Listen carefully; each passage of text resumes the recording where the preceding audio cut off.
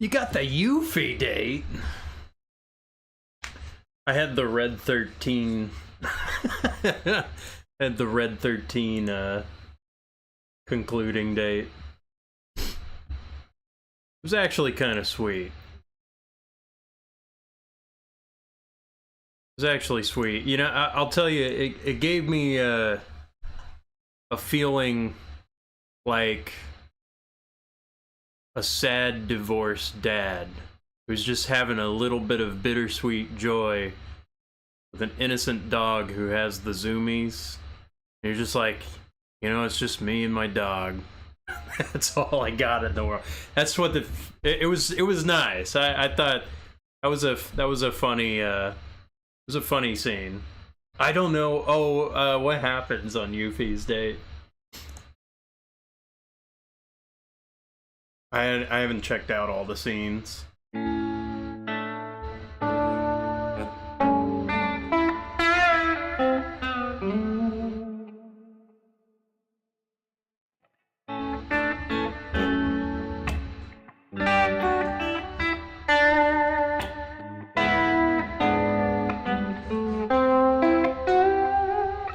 Some other soldier.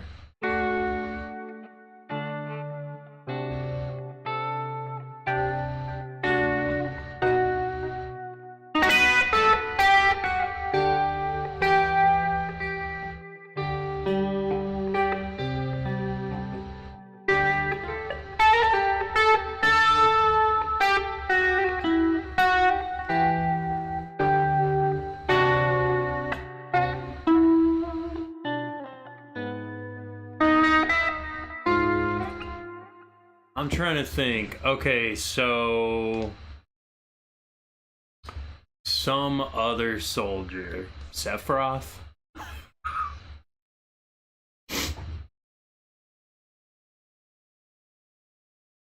used to pretend to punch him. He would pretend to get beat up just to make me feel good.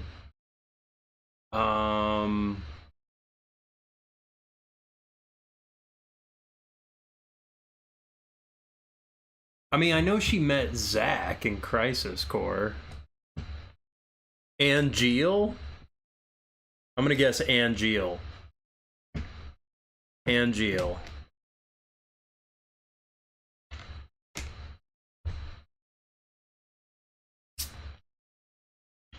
No, Zack? Okay. Zack's kind of playful. Okay. I just thought I'd maybe go a little different route. Angeal, I would have went, that's a little inappropriate. But thought they might go there. I don't know. Everyone likes, yeah. Yeah. It really, it's like the first mission. With like the big booty thumping bass when they're just walking.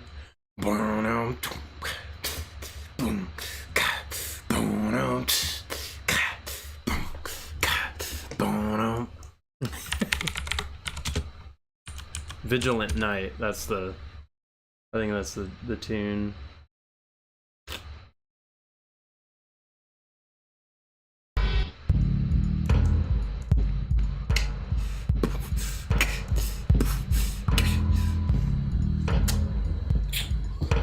You know, he's getting in there. He's going Wu-Tai on that ass.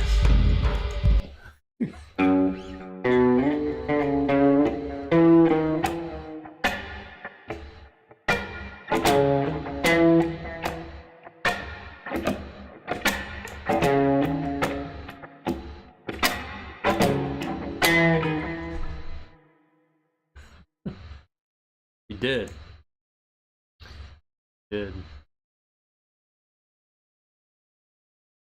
I find myself defending the game a lot. I don't know about you. I enjoyed the game quite a lot, and even though, yeah, you know, it was a nice song. It for a moment I was like, oh no, this might be a little cringy, but it wasn't. It's a big showy song, and you know, I'm kind of wasn't quite. It almost went too much into the show tune thing, but I think it still kept its Final Fantasy-ness. Hold on, Kyle. Just talking Final Fantasy VII Rebirth. Yeah, but I find I'm like, I need to stop though. I need to stop going out of my way to defend the game. Have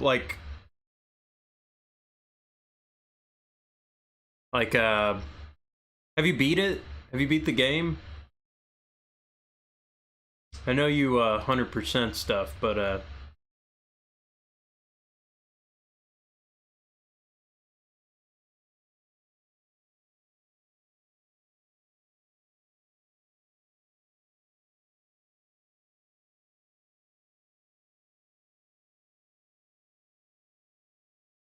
about to fight the Turks. Okay, so you've done the Cait Sith box throwing. I enjoyed the box throwing. I don't know. I just, maybe I'm like, it wasn't, you know, it's not the greatest mini game I've ever done, but I mean, I enjoyed throwing the boxes, you know.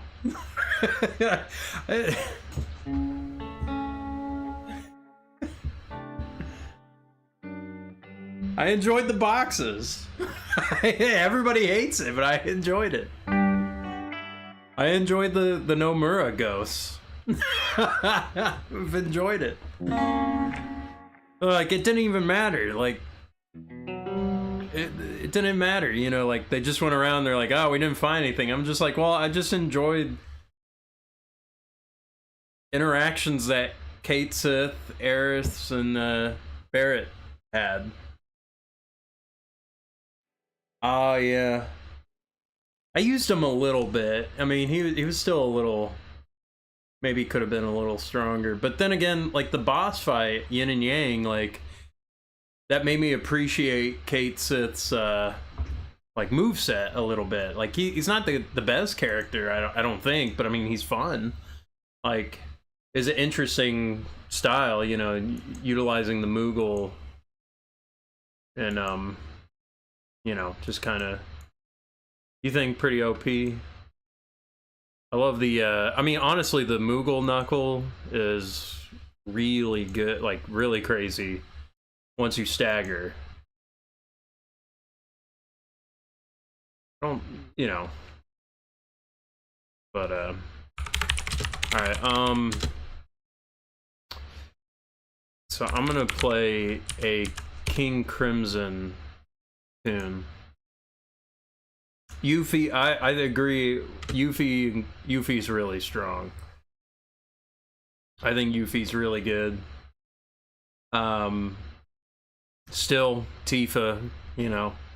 I think Tifa is really, really good. Obviously Cloud. Yeah.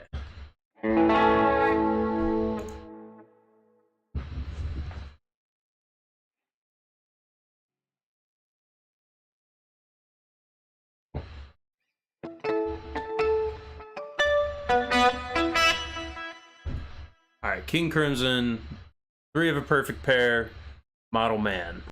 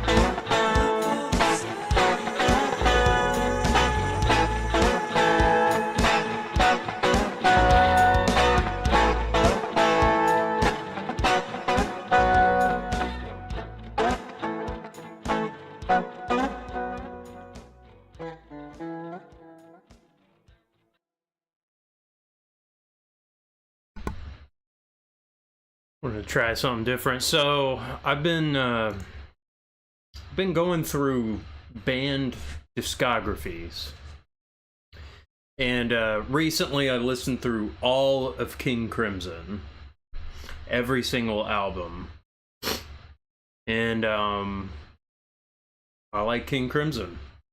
I like King Crimson. I never listened through everything. Like, I've heard some of the hits, and they're a very interesting band.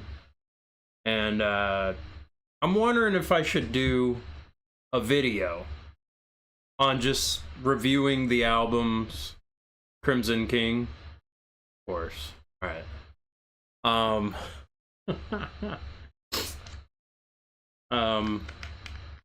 Yeah, I'm wondering if I should do, like, not a review. I mean, it's kind of a review. It's not a reaction. Maybe slight analysis. What do you call it? I don't want to just do a tier list. But I want to, like kind of a lecture. Great bands of the past, and just talk about the entire discography. And kind of briefly touch everything that I learned listening through it. What I kind of picked up, impressions, opinions, you know. Little bit of musical analysis. Like this kind of tune. This one's on Three of a Perfect Pair, which is the 80s Crimson. A deep dive. But I wouldn't even call it a deep dive, because it's kind of like skimming through all of the albums. And kind of like what's some musical value that you can get from each one. What, maybe like recommend a track from each album or something. I don't know. I guess I don't know what I would want to call it, or even how I'd want to present it. I mean, this is kind of a trial run. What I love about it's a pretty good title. It's a pretty good title. Because, well, and here's the thing, too. It won't all just be what I love about it. So, you know, I mean, so a little bit, you know, because, like, okay, because I just went through King Crimson. I just went through Emerson, Lake and title about a video. Yeah. So, like, I also went through Emerson, Lake and Palmer. They're the first super group. And, you know, interestingly, and here's a great story. Okay, so Emerson, Lake and Palmer, they have a connection to King Crimson. What I love about, yeah. So, Greg Lake, singer, guitarist, bassist of King Crimson, first couple albums, in the 70s, early 70s, I think 1970, went to do Emerson, Lake and Palmer, first supergroup, trio. Keith Emerson on keys, organ.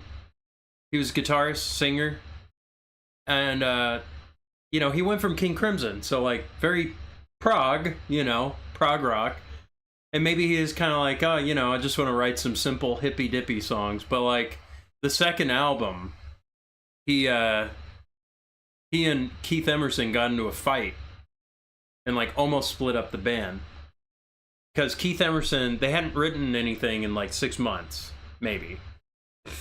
And Keith Emerson wanted to do a 20-minute song called Tarkus, which was about an armadillo tank that was born from a volcano and had a rainbow shell, and it fought a manticore, loses its eye, and then becomes Aqua Tarkus. And this is like the greatest tune ever. And Greg Lake didn't want to do it. Like, he was like, no, we shouldn't, you know, we should be more grounded. But like, this was a big fight, and it's like a 20-minute epic.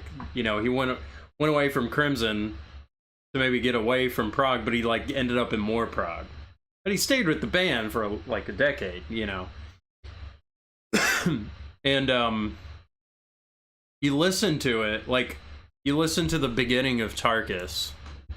I don't know if you know anything about Emerson, Lake and Palmer, but tell me if this sounds familiar. Sphinx from the Iceburn Collective, I've not.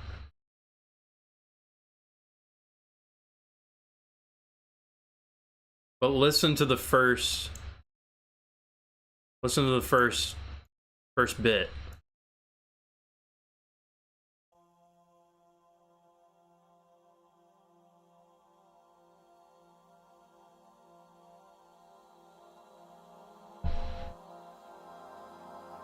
Tell me if this sounds familiar.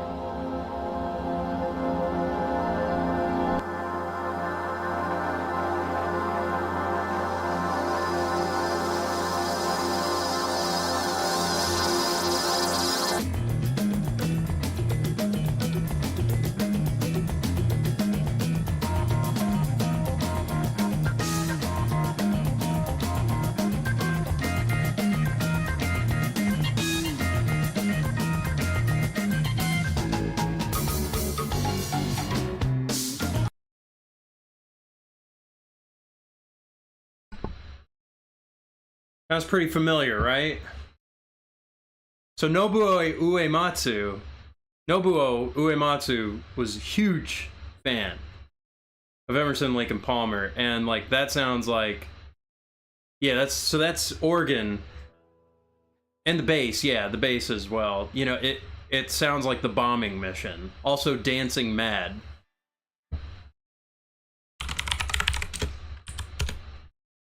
Sounds like the third act of Dancing Mad, the third movement. Like, okay.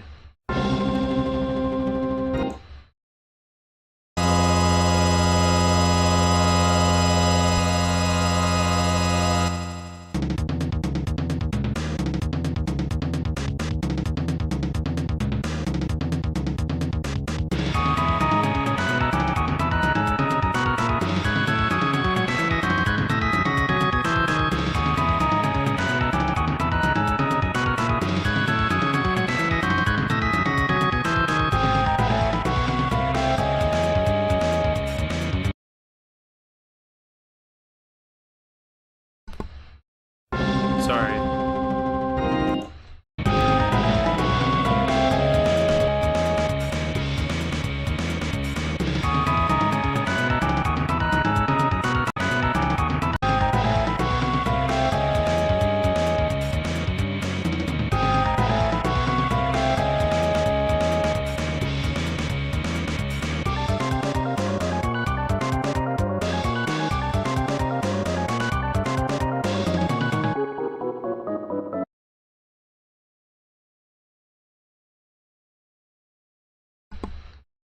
Pretty close.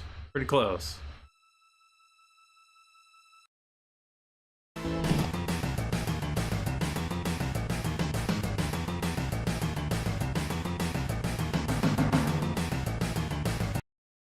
Yeah, I mean, it's so clear. It's so clear.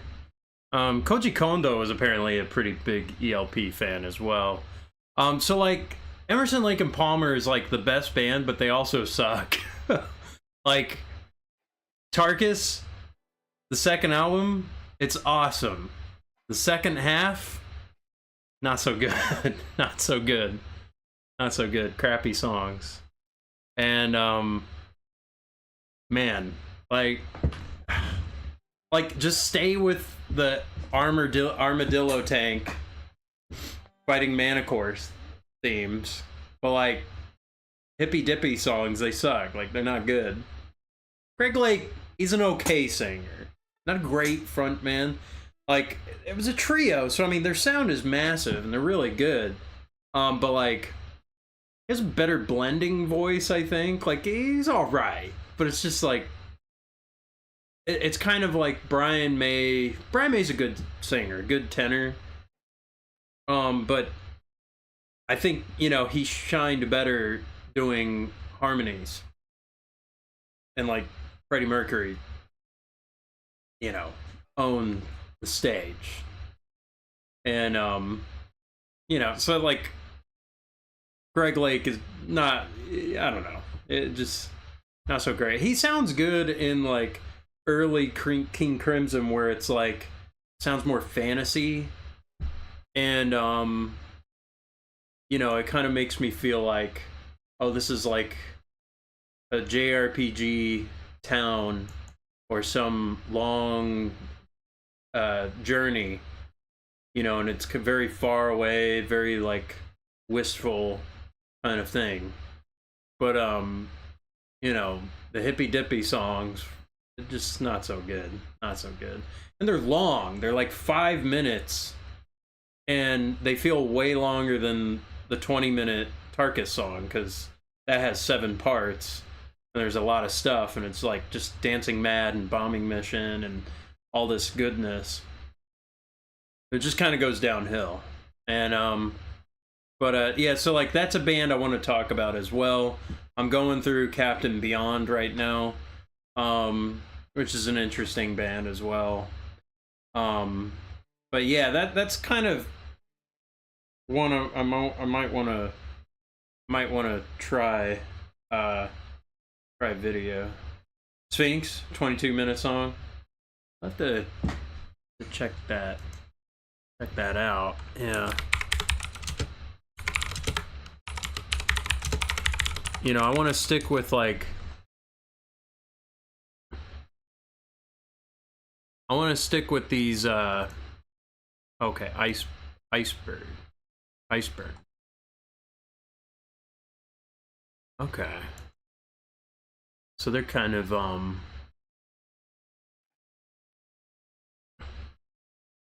okay, a little bit of jazz fusion, math rock, post-hardcore, kind of early 90s.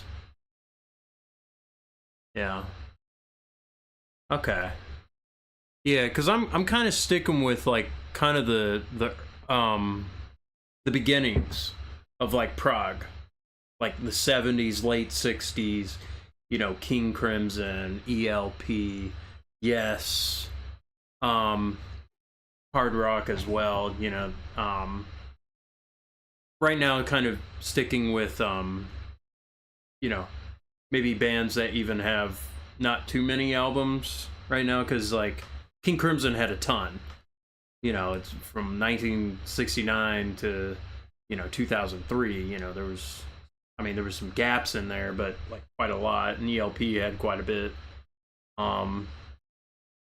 Oh, it's funny too, because like they 4-minute studio song performed live is 35 minutes. Yeah. I mean, shoot, like Symphony X, like the Odyssey is like a 30-minute song. Yeah. So I'm going through, you know, some discographies. I think I need to do some kind of video. I'm just, you know, I mean, maybe I'm just like, you know, because I've been telling everybody about Tarkus. Like, my friend told me about Tarkus. I thought it was the best story I ever heard, and listened to it, and I just like listened through the whole discography, because he was like, no, we got to get into ELP. Like, it's weird band. Like, they're an interesting band. Like, here's the thing about ELP. Their live performances, they got as big as Led Zeppelin. Like, they got huge.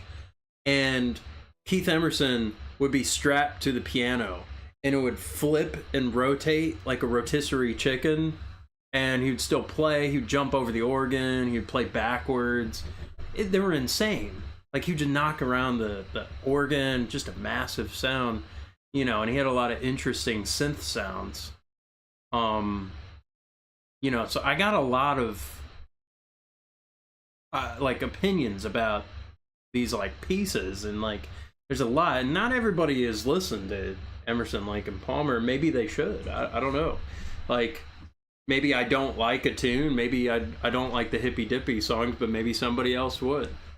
Maybe they would get into that. Maybe they'll like, oh well, I really hated this one, but I liked it, or something. I don't know. Or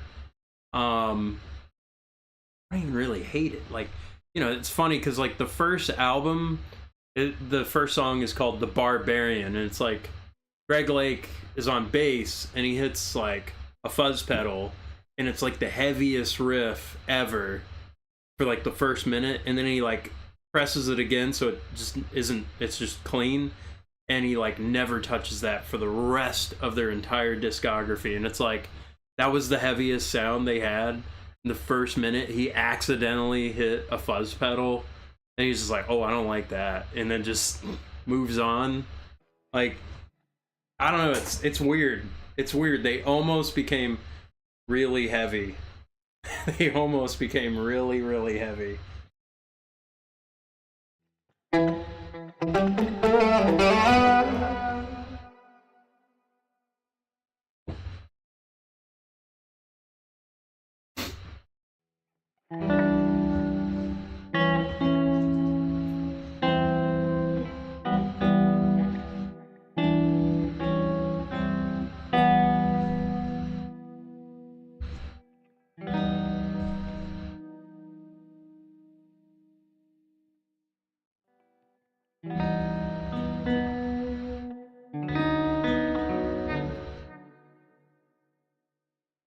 When did the guitar solo disappear from metal? I figured their compositions, well, it's like, I would say the trend is 30-second shorts of a solo guitar piece that's like a compressed, clean, maybe slightly distorted sound that's like Ichika Nito, or like your Tim Henson Polyphia, where it's like, it's all a very technical, complicated piece, but maybe it's like, I mean, it hasn't left, but like, I don't think it's, you know, I don't know, like a lot of guitar, like I feel like a lot of guitar players' tones are similar, where it's like clearly great playing, but they all have the neural DSP kind of compressed, hard gated sound that kind of sounds like Morse code, and I'm kind of tired of that sound. Like, it's a good out of the box sound, but just I don't get anything from that really anymore, where it's just like, you know, I don't know, I can't even play it. I can't even play it because I'm trash or whatever.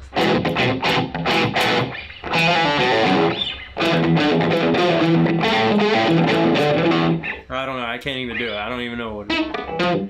But like, it just, I can't do it.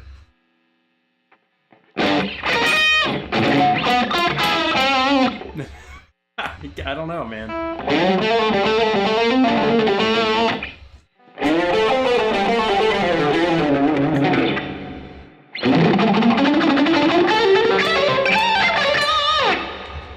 Yeah, I don't know. I mean, I guess maybe I don't listen to enough of like modern metal or something like that. But I would think like solos haven't disappeared. I don't think solos have disappeared, but then again, it's like a unique sound or something. I mean, metal hasn't left. Metal has not left. You know, there's still lots of new stuff. Like, my friend shows me stuff all the time. It's like, oh, check out Twilight Force. You know, they're like pretty symphonic metal, and you know that it's this whole thing. You know, plenty of just subgenres too. You know, like there was a time where Meshuggah was, you know, the biggest thing, and Djent and that kind of like, that really took off, where it's the sort of rhythmic focused. That's the thing too with like, okay, ELP, blocky chords, you know, a lot of fourths, you know, a lot of these, you know, big sounds, kind of everywhere. where it's kind of these weird licks that you know, I mean, and it's just like very improv, but you know, of Fear Factory's what, 9 albums? I'm not sure. I haven't listened to a whole lot of Fear Factory. Yeah, but new metal is, yeah, it wasn't really like I guess I'm not super familiar with it. Like it was mostly just riffs and kind of a, you know, a certain type of groove. You know, a little bit different sound makeup.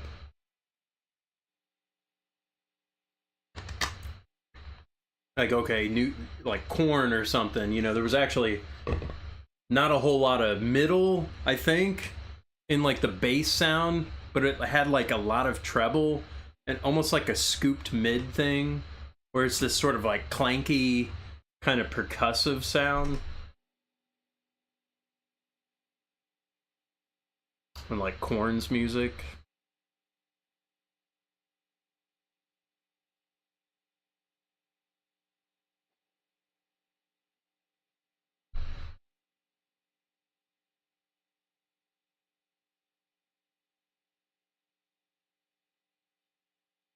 New metal.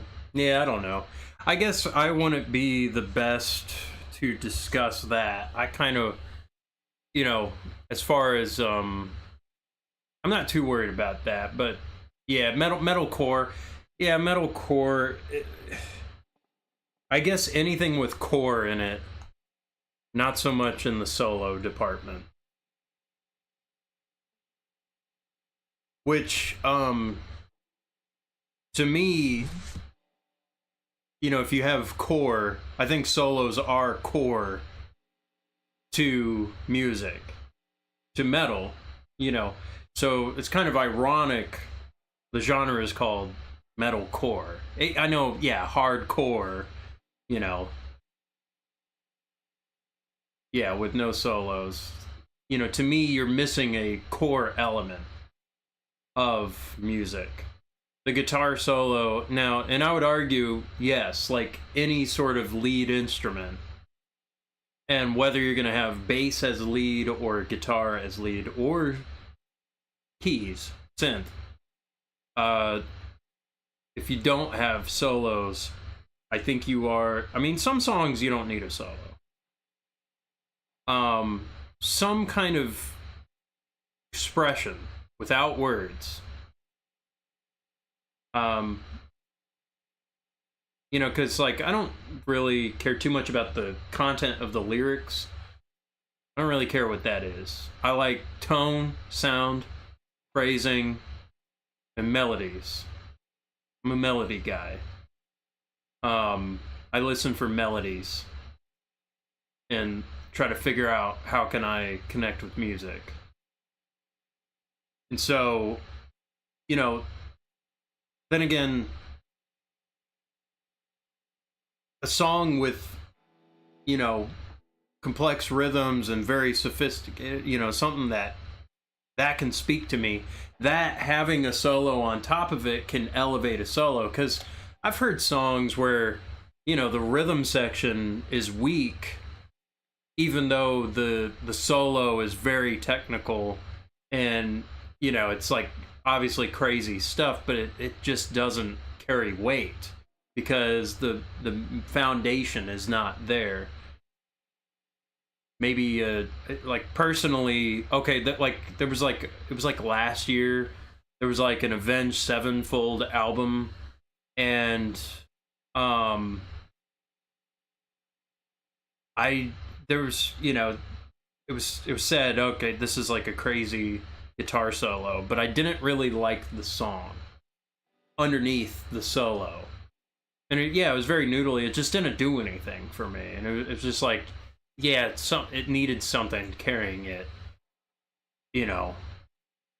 I felt kind of weird. Yeah, I don't want to share that or anything, but it was just like, yeah, I don't know. Yeah, I'm sure, you know. My friend just went to it was like a festival. I forget the name. It was like Not Dead Yet or something Slipknot was playing. He was like, they stole the show. They stole the show. They were just the energy, you know.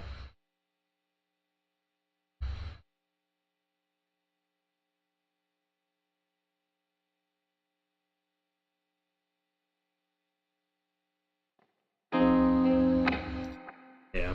I think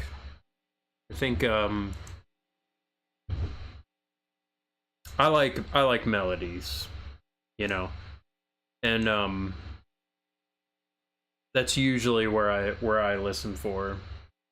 Um you know, there's songwriter people, there's rhythm guys. I'm a melody guy.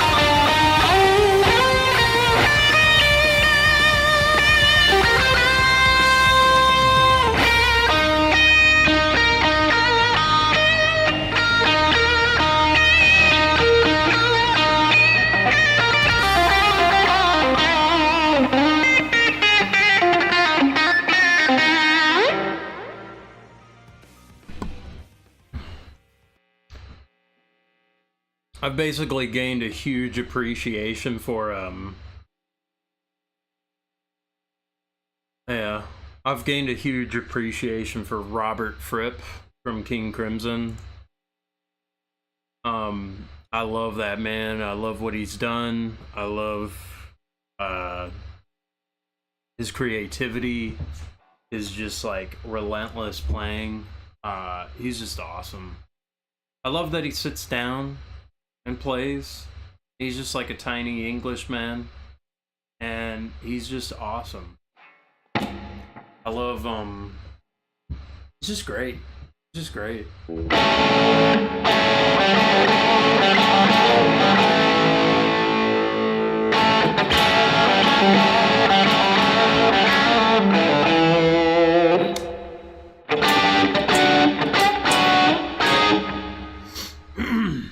Yeah, Robert Fripp. I don't know. He just has his glasses. It's like, it's funny. One of the G3s with Steve Vai and Joe Satriani, they're just like playing, and then Robert Fripp's just in the dark, sitting down playing, just glaring at him like a like a middle school teacher. As they mess up his songs. Nah, it's just great. It's just great. I was just hearing this, like, there's a channel, Daryl's House. I forget his name, Daryl Hall or something like that. And like, they just like jam. They get a bunch of cool musical guests, and they just like quickly play some tunes. And they played Red, and it just sounded great. I don't think it's Hall & Oates. I don't know. But man, this is Crimson from the 70s, and it has some grit.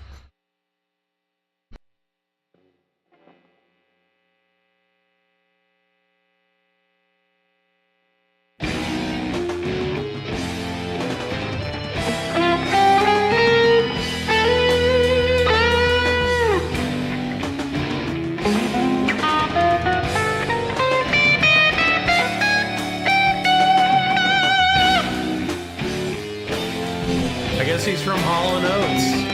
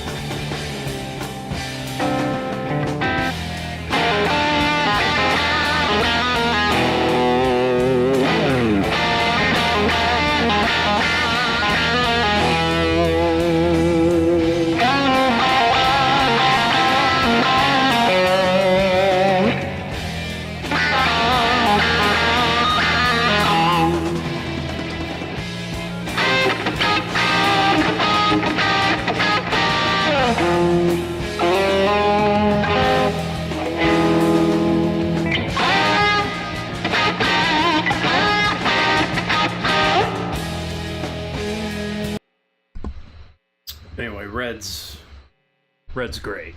That was like 1974. It just they're just unique. And then Fracture, such a great tune. And then like Crimson from the 80s, it's Primus. Like 6 years before Primus.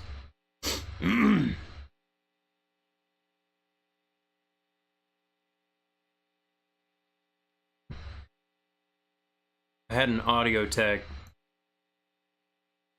He's like, you want me to call Oates? I can call Oates. And then like He called a voicemail that had Hall & Oates playing, and he's like, yeah, I'm just calling Oates.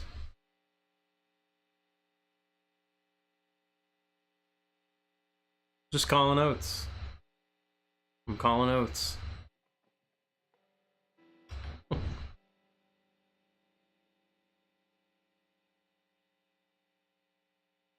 Dial Hall & Oates. Okay, you remember that. Yeah, just calling Oates.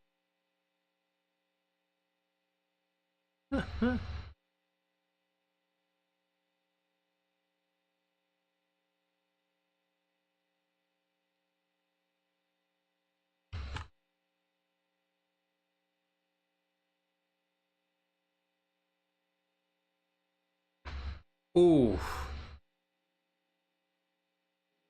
Almost lost my life by cracking my neck. That was... Oh my goodness. That was crazy. Alright. I'm trying to think. And then they had a falling out. Oh, lockdowns. Yeah, what a bunch of bullshit that was.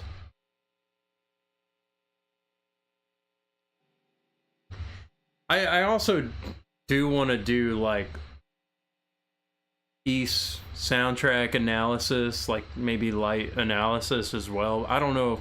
That one I might have to go a little heavier on. But I feel a pull to maybe do that. I feel a pull to, like, okay, Palace of Destruction.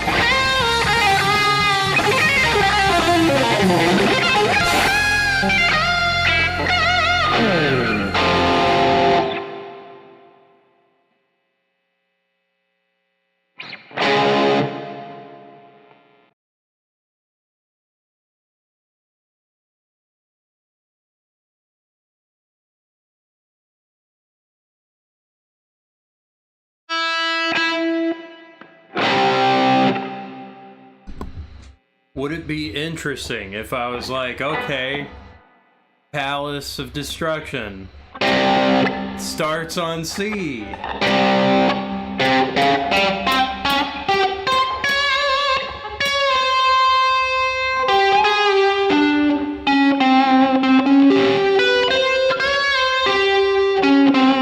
And then kind of break down that, and then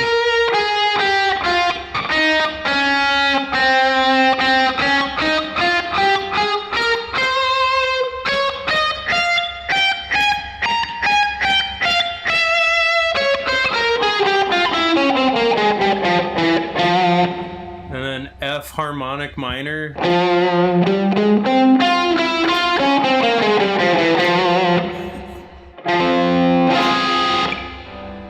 Like this melody goes from C sharp.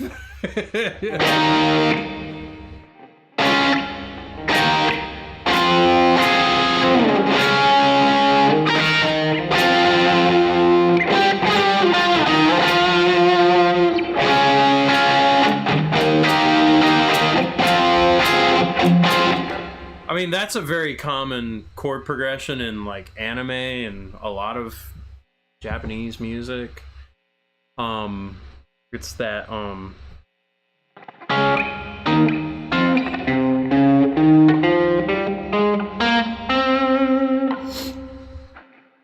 so you start in C Phrygian mode.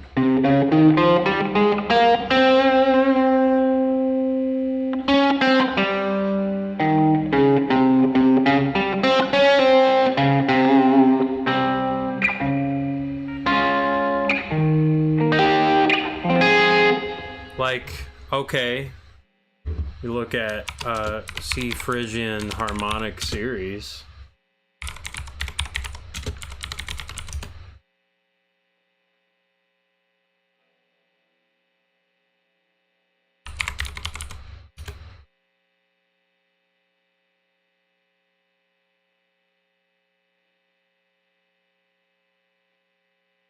Like, if you take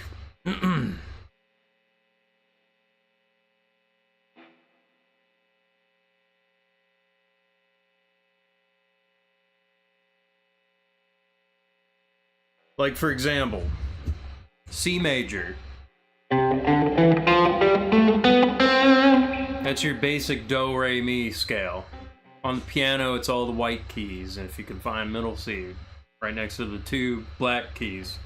Do, re, mi, fa, sol, la, ti, do.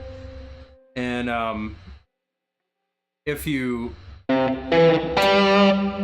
C, E, G, if you skip a note and play those together, you get C major, you get D minor, E minor. And so you could also take those same notes, play them in a different sequence. So C, D, E, F, G, A, B, C.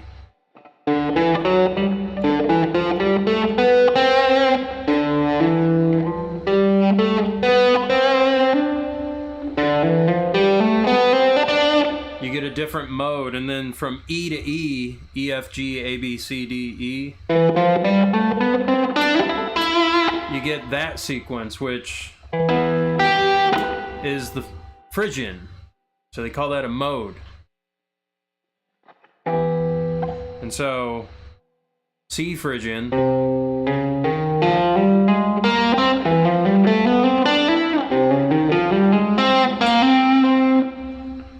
that I guess where you would find major,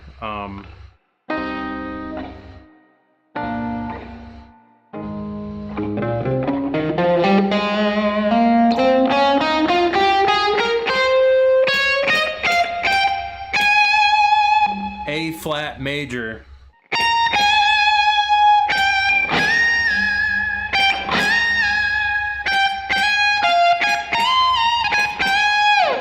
Because Phrygian, you get a lot more exotic sound.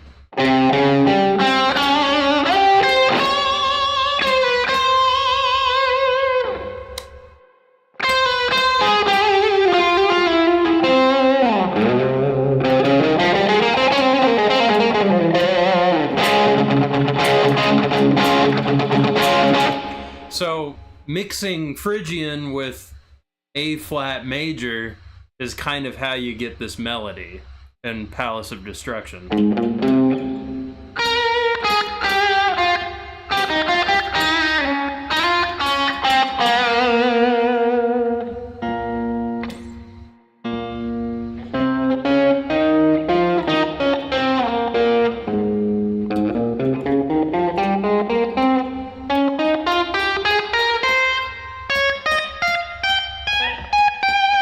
Kind of the blending of those. So, and I would say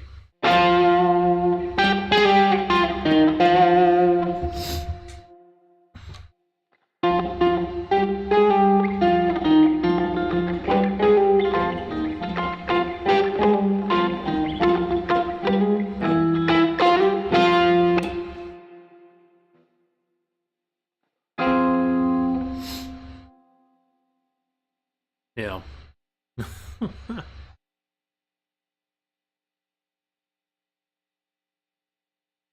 Yeah.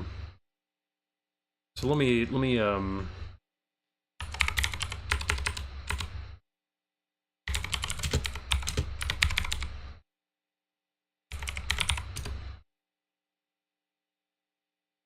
yeah, so if you know the chords in a major, if you learn your modes, it's like, okay, first chord's minor, second one is major, third one's major, fourth one's minor, then it's diminished, and then major, and then minor. And it's kind of like, okay, in major, the 1, the 4, and the 5 chord. So 1, 4, and then the 5. So C, F, G. You kind of just shift all those. I guess I would have to show that on like a graph to make it a little easier to understand. But basically, 3 of them are major chords, 3 of them are minor, and 1 of them's diminished. If you just take, you know, if you skip and make thirds,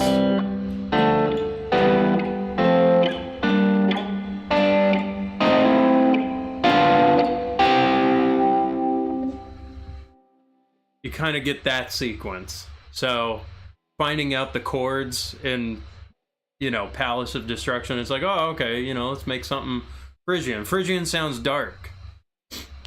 Modes sound light or dark. And Palace of Destruction, you've got, you know, your character is Adol, and you're trying to save the princess. And so you want to feel like a hero destroying the monsters. And so that's where it starts out very, you know, intense.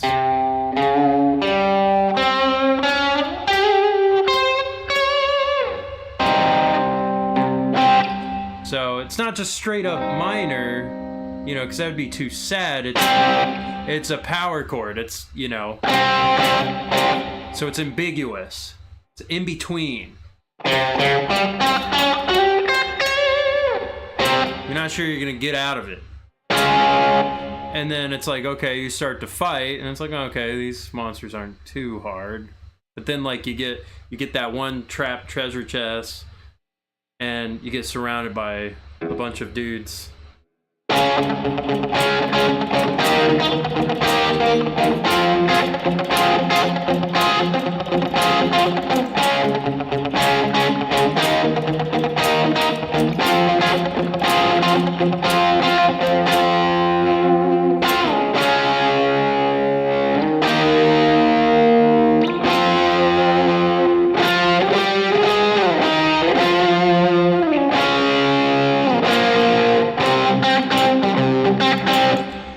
So, kind of going back and forth between kind of moments of brightness and darkness. And I think it shows in the melody.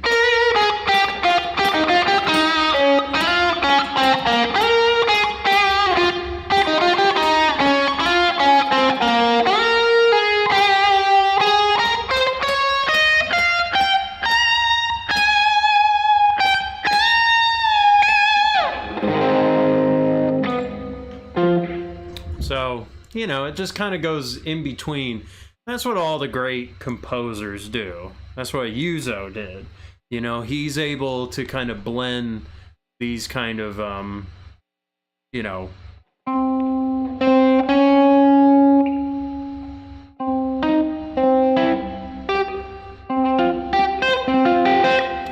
actually hearing his, like, you know, you hear different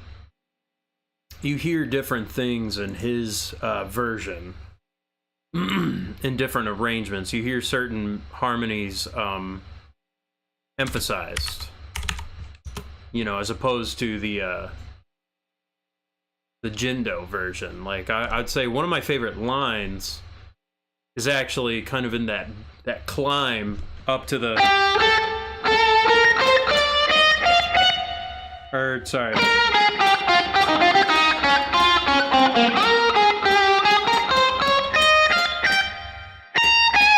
there's like an underline thing going on here.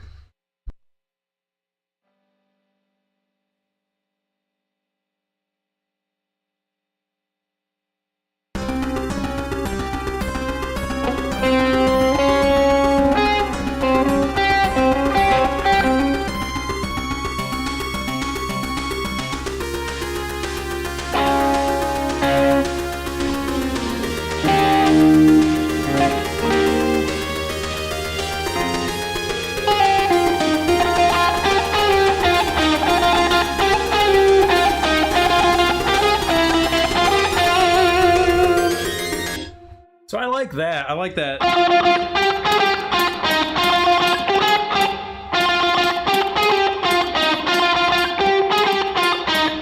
But there's also a harmony.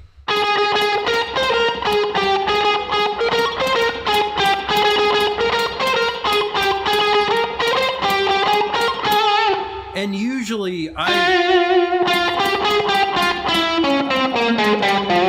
so I take the scale and then I take the third note, or I skip a note and then play one higher. And yeah. So those arpeggios, like, those are cool arpeggios at the beginning. Do do do do do do do do do.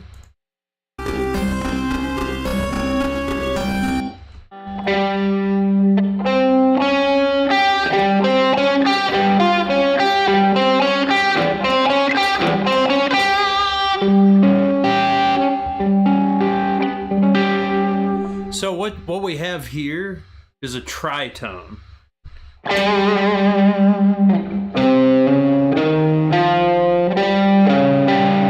So in the scale, if we're relating this to the major scale, so take C major, because major's parallel, this is C major's parallel with C Phrygian.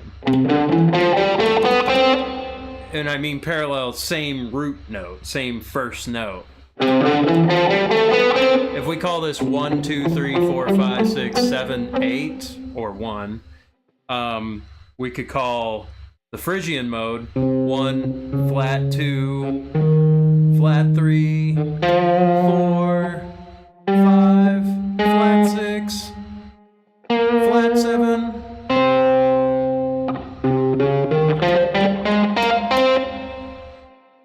Flat 2, flat 3, flat 6, flat 7. So there's a lot of flats in Phrygian.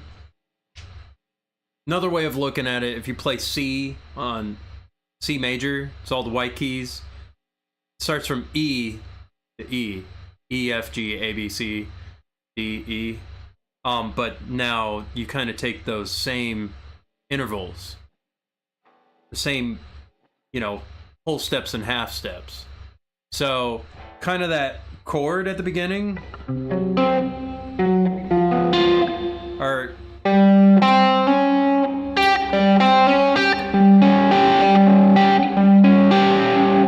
yeah, you got this sound, which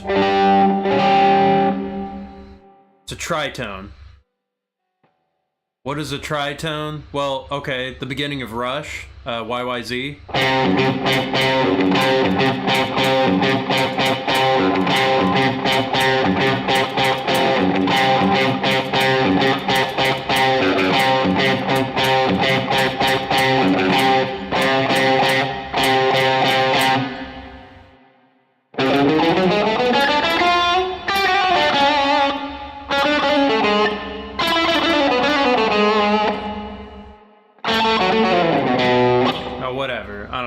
I've been teaching it on bass. I forgot how to play it. But yeah, like that song has some similarities. So yeah, those arpeggios at the beginning kind of has that going on. Let's hear some more from it.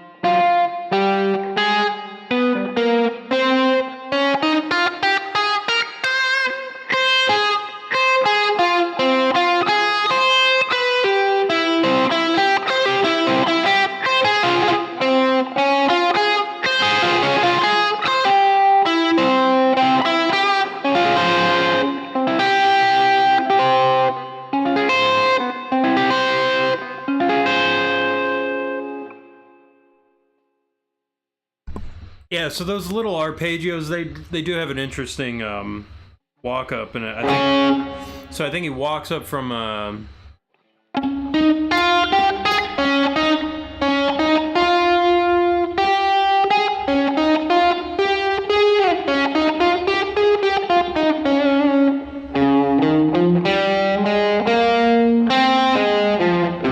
so he goes to Lydian mode.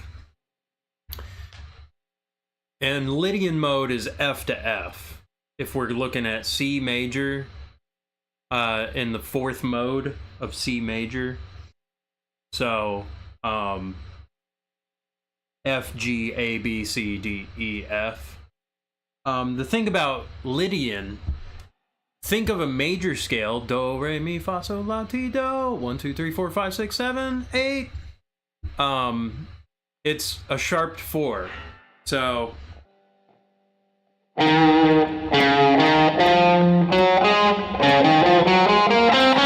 that's a major.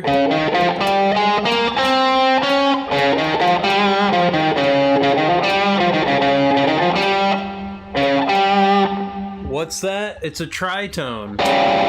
Raised fourth. So, there you go. That's a little bit of analysis on that little climb.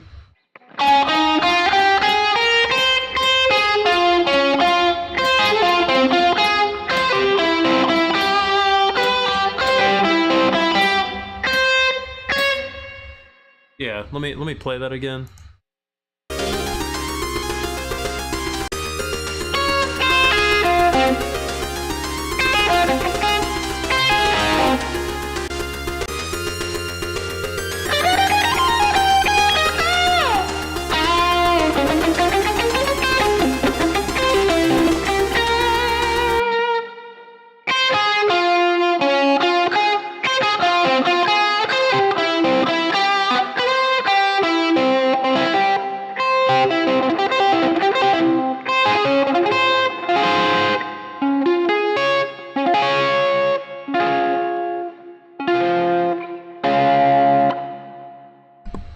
So I think we're going from...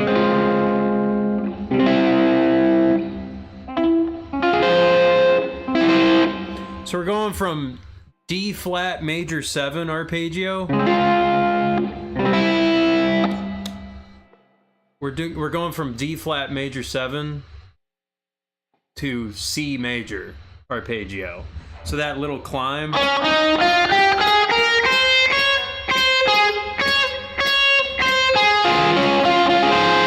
What's a major 7th chord?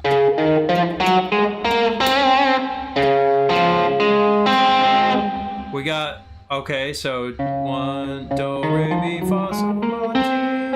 Da, da, da, da. We got 1, 3, 5, major 7.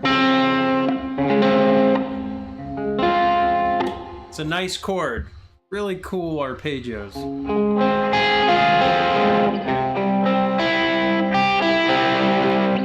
So, okay. Are we learning something? Are we learning something?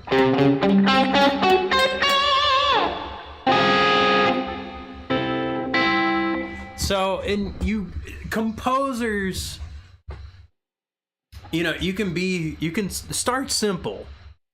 You know, where it's like, okay, you know, you got your basic chords, or maybe even just one note, one line, where it's just like,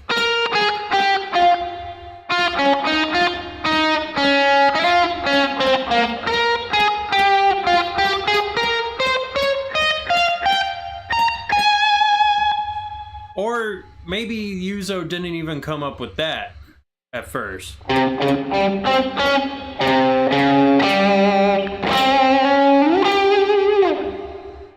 Or it's like, maybe it was the first couple notes. I mean, I'd say, okay, yeah, there's going to be a palace. It's going to be called the Palace of Destruction. It's like, oh, what's the most dark mode? Phrygian. Well, what would be a melody? Oh, well, what's the most interesting part of Phrygian? Well, that flat 2 and that tritone. That's like the most clashing intervals.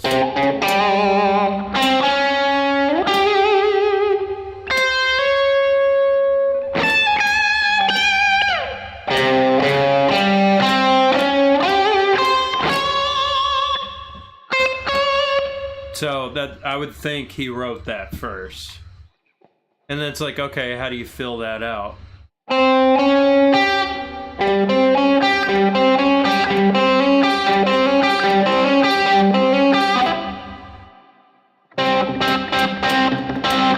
And then just like, okay, yeah, the big power chords, maybe a bass.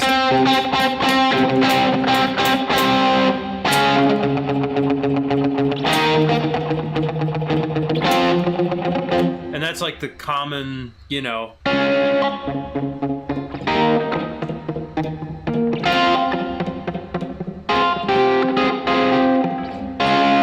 That's in so many songs. The 2, 3, 4, I think. I don't know what's the anime chord progression. Most common. Yes, it's very. It's the 4. What is It's like those 3 chords or whatever.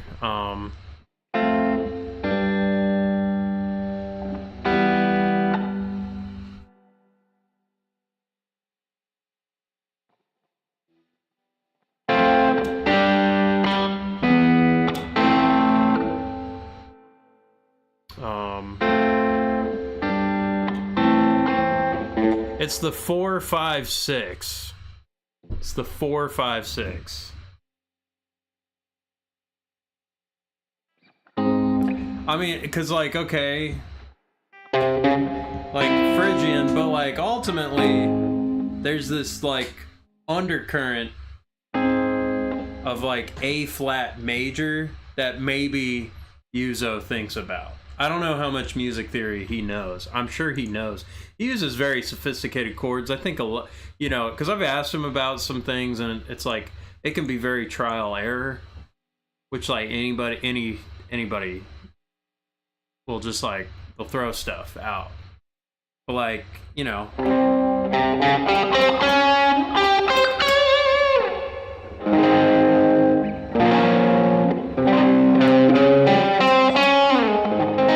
So yeah, you got this 4,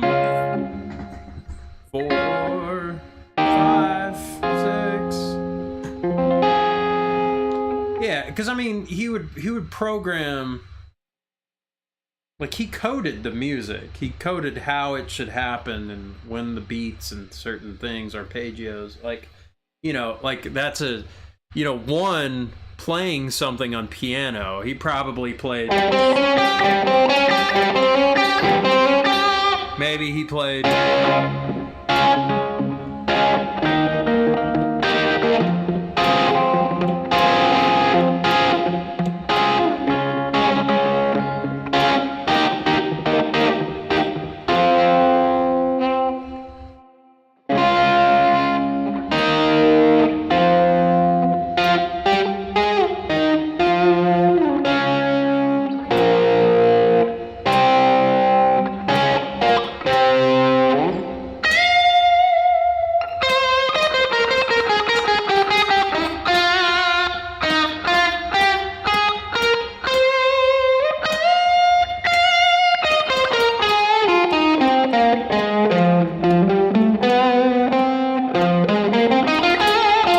Like, okay, that second part, you know, the big.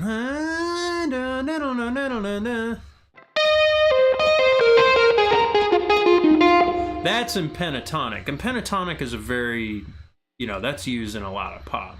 A lot of pop, a lot of rock.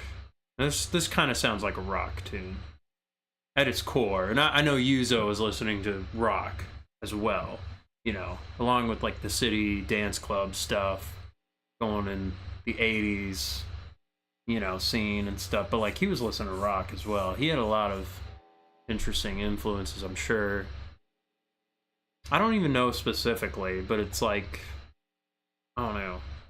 But any composer would try to do something a little different. Like you have to use the entire palette at your disposal, you know. Like here we go.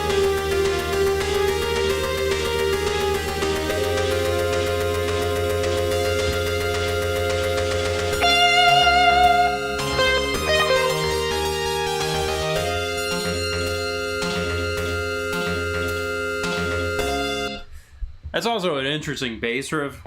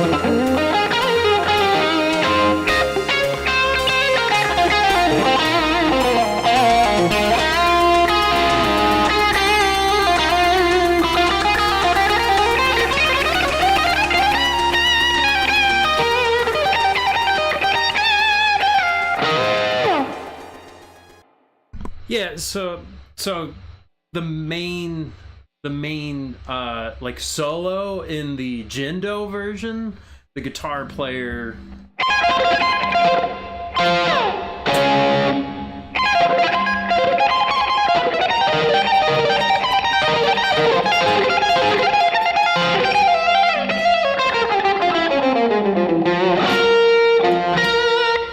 you know, he's going arpeggios following the chords, and then the I like what I like doing in the solo or in my solo. Like I kind of add little licks.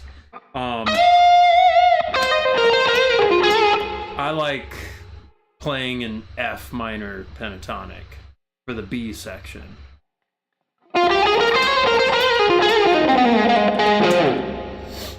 You know, blues, you know, but I add chromatics So, you know, but part of it, you know, yeah, is like just kind of having that like syncopation. So, see, I don't know if this would be so good. Like, I mean, clipping the whole thing, yeah, but I need to edit it and like present it, because like that's the only way like music theory is like at least engaging. If you show something, talk about something, and try not to lose them, because it's difficult. It's difficult. I wish I was like the Charles Cornell guy, because he just did like a video about Yuzo Koshiro's Streets of Rage and, you know, stuff like that. So I guess maybe I should do that. Maybe I should try something. Let me try what's another tune? What's a tune you like? What's a East tune you like? I want some practice. Okay. Okay. I mean, I hope you have your piano out or something where like, okay, you can plonk out stuff.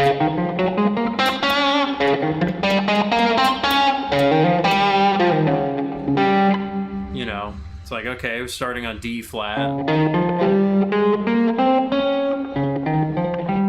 You know, you just raise that fourth note, and that's how you get that Lydian, you know, sound there.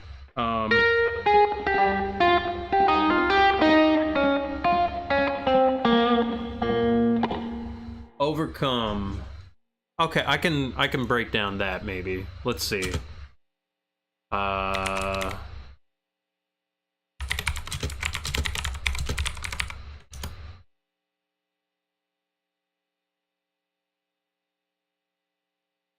Valentine I might know a little better.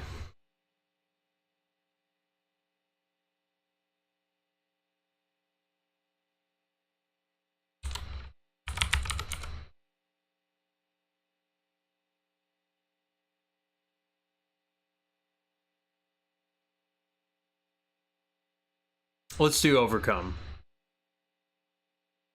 Let's get kind of a honest assessment.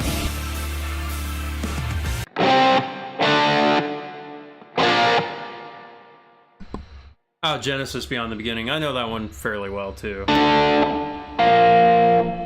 Yeah, so starting on D major.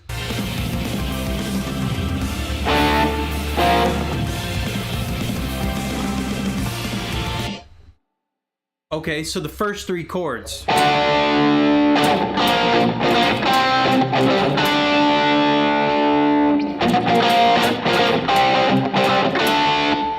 I'm guessing that's the 4, 5, 6.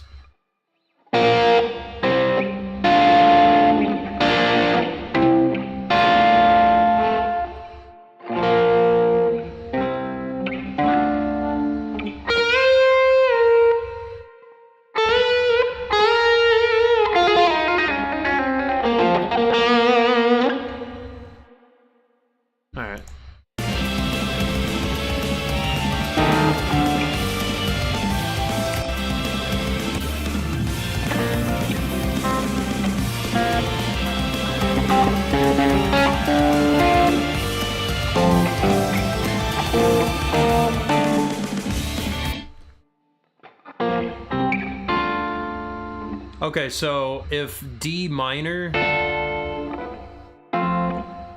if we call this the 6, although there was like that, yeah, there was that diminish right there.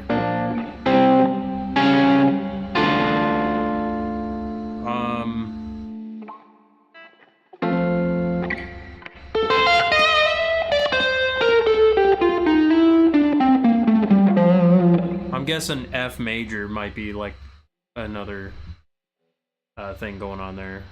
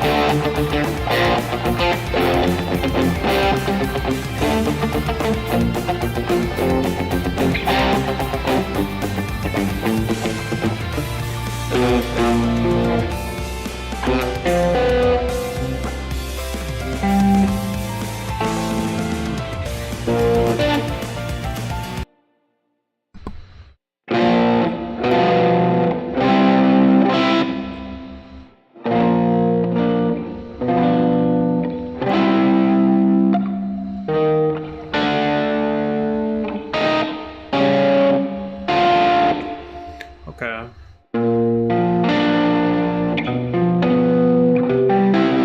So kind of maybe key, maybe it's borrowed chord or something. I don't know. I'm not greatest at song analysis. But let's hear more.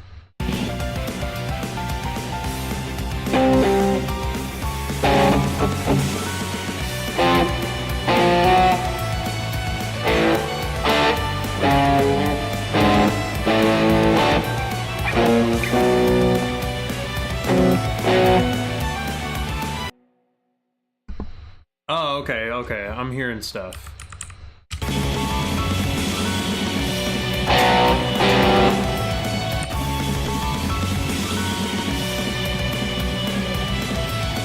Yeah, so I'm hearing...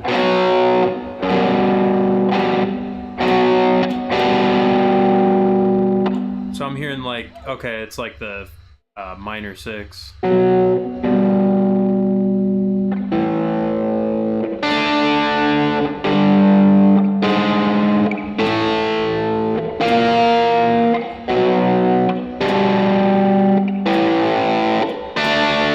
So B, B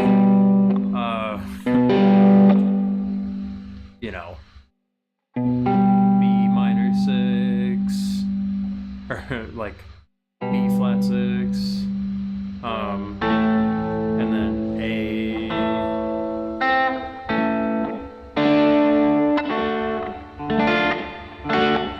then it's going to like D major. Like I think we started at D minor, but then we went to D major. And then it's like G, kind of this A flat diminished, A major, and then B flat diminished, then back to B major.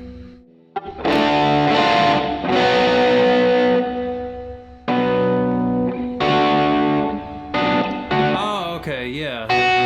So if B flat was the 6th chord, I'm just thinking in terms of minor.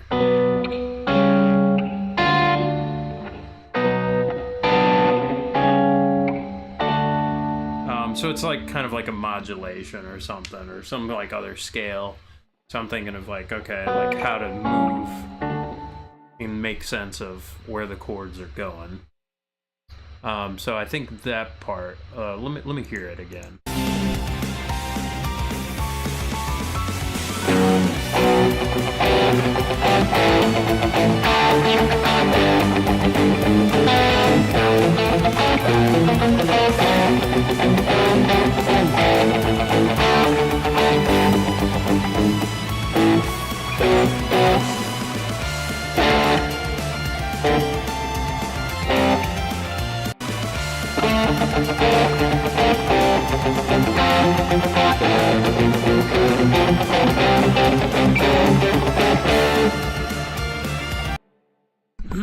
So taking that same movement, you're just kind of transposing everything to D.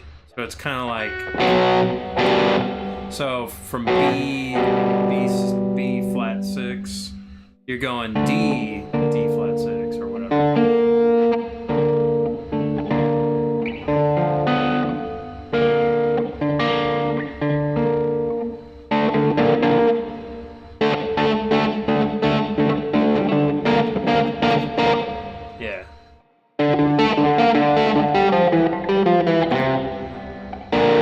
That's kind of what I mean, like these two.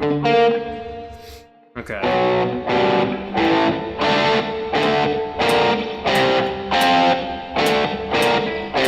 So D's 5, 6, C, F.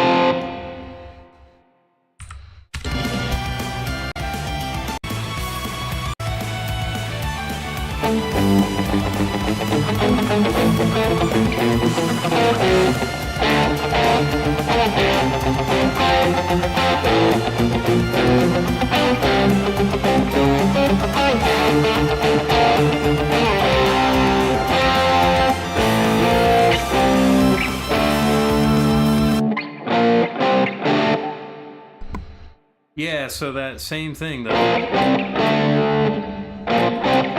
4-5-6. So B flat, C, D, which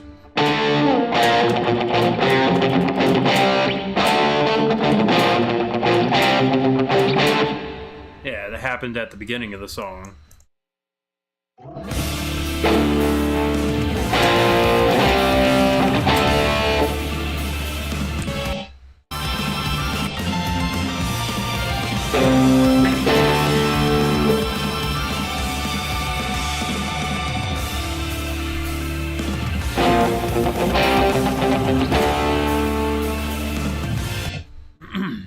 So that's overcome the rocky path. That's what's happening in the chord progression. As far as the violin, so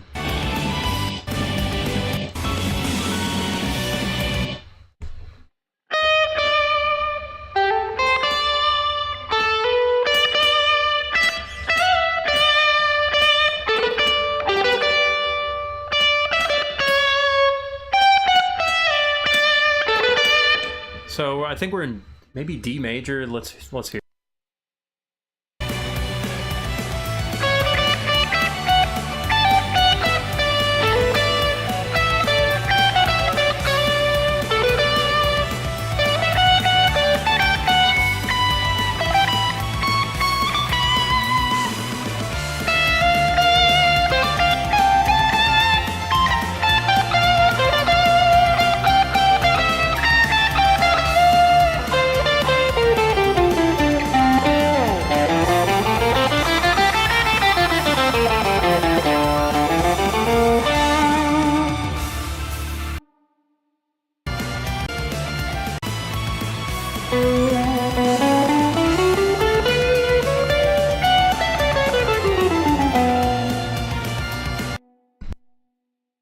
Okay, yeah, it's like we're going from B minor.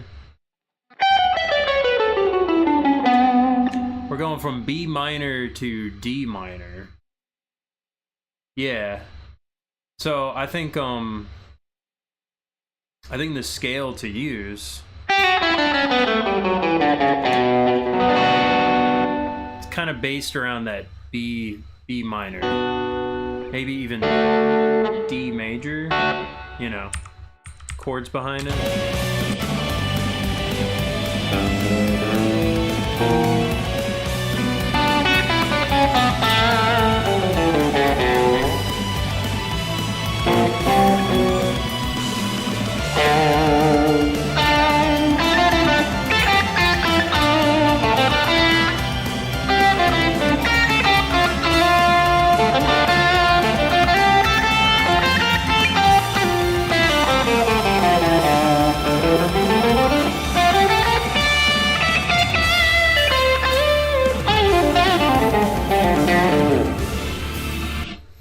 Yeah, so that's what's going on. That first part with the violin, that's a B minor, and then it goes to D minor. So same shape, same kind of motif. It's just up a minor third. Okay, that's what I think is happening in that tune. Now Wallenstein Castle. This is stuff I should probably like write down. Yeah, honestly, getting like the whiteboard and, you know, and writing it out, you know, like, oh, this section going into this section. It's so much easier to see like the connection, you know. Little bit easier to visualize.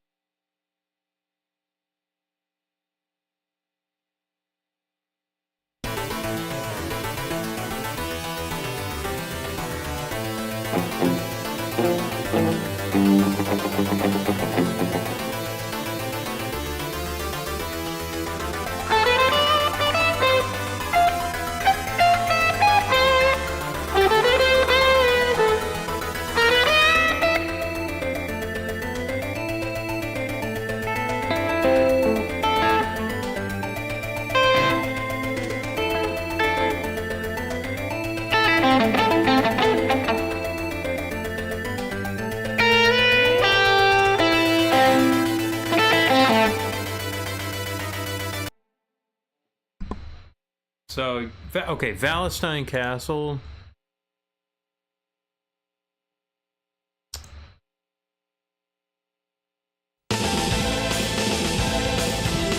Mako Ishikawa originally wrote it.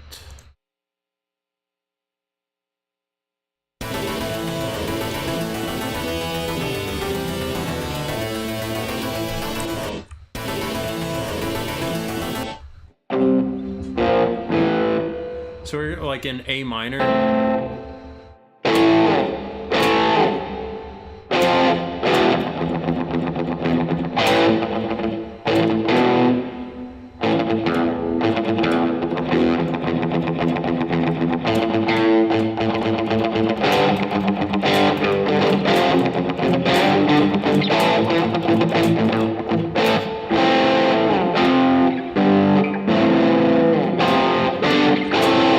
What's that?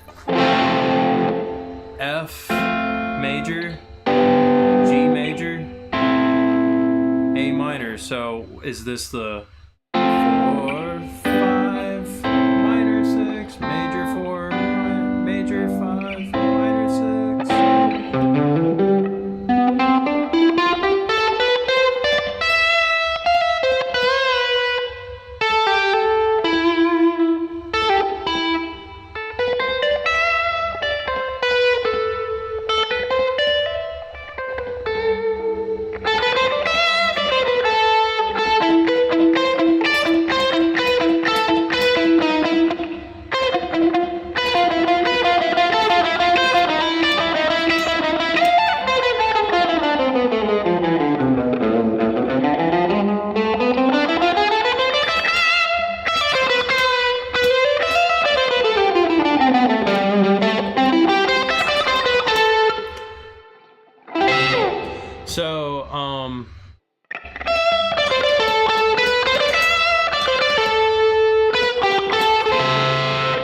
So we're this is kind of, it's not basic, but like we're in A minor, which is the 6th mode. So A minor, also Aeolian. If you know your modes, Aeolian is the 6th mode of Ionian, otherwise major sounds. It's kind of natural minor. This one's a little easier, you know. This one's a little easier to kind of pick up. So, I don't know if that'll go. So Aeolian.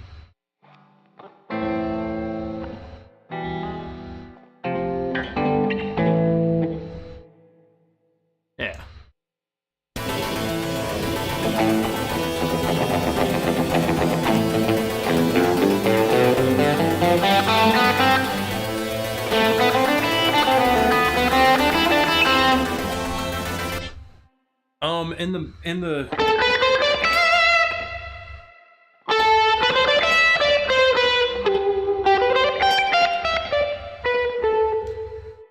In the melody is E Phrygian.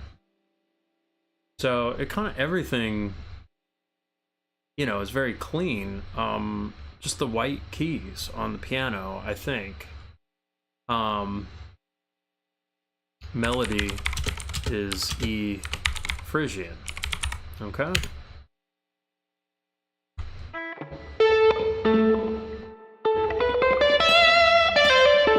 I mean, it's all related.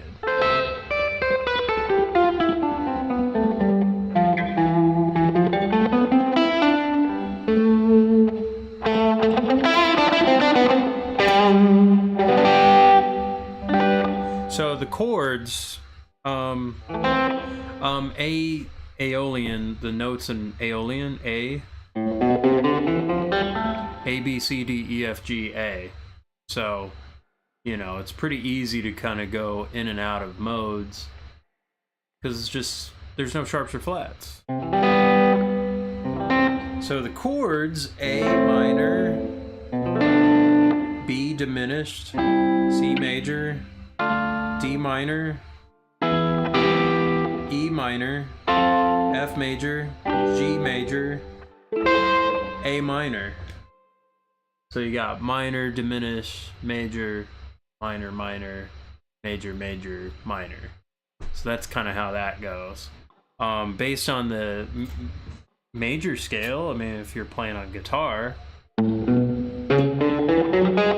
so A major, do, re, mi, fa, sol, la, ti, do, or like 1, 2, 3, 4, 5, 6, 7, 8. Whole step, half step, whole step, half step. A, B, C sharp, D, E, F sharp, G sharp, A. So it's flat 3, flat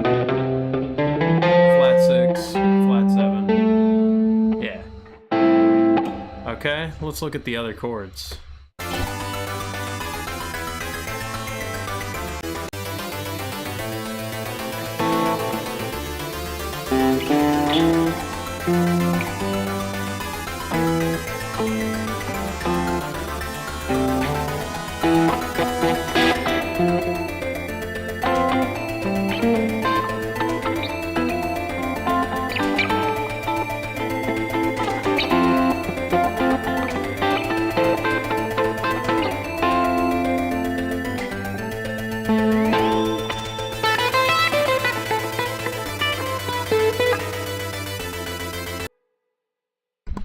Yeah, so there's a lot.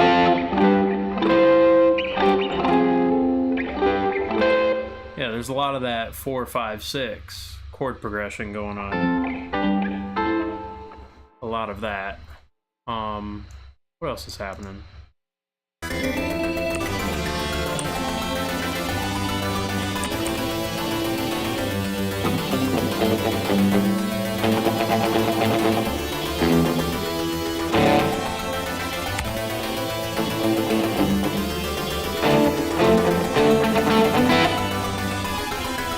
Yeah, it's a.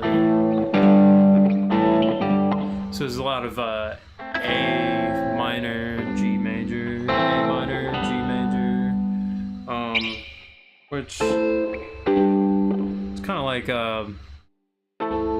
minor 1, flat 7, kind of. Yeah, flat 7 chord.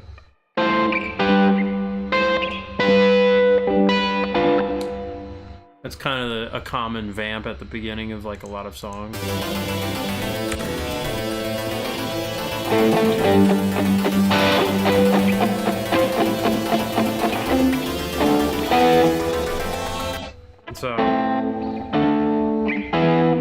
So this one's like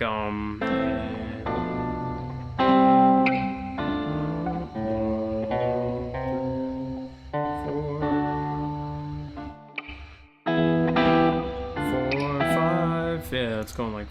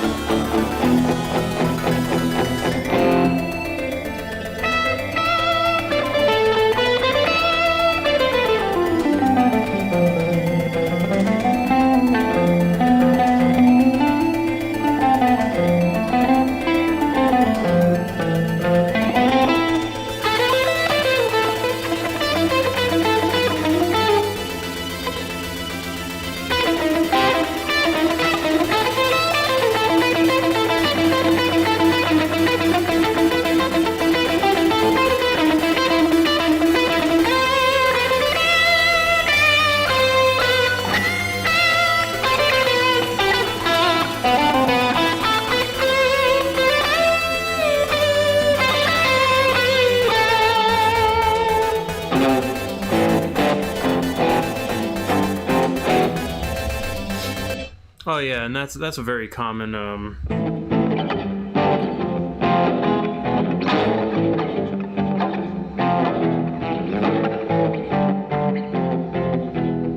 what do they call that? It's a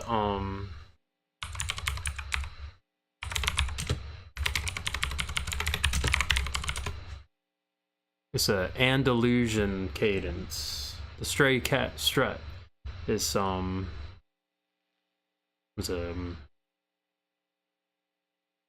yeah, Andalusian cadence, diatonic, Phrygian, tetrachord. So it's just going down 4, 3, 2, 1.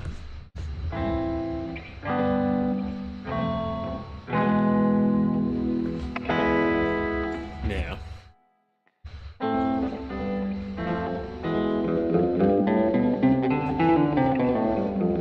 So this time, and it's 4 chords descending stepwise.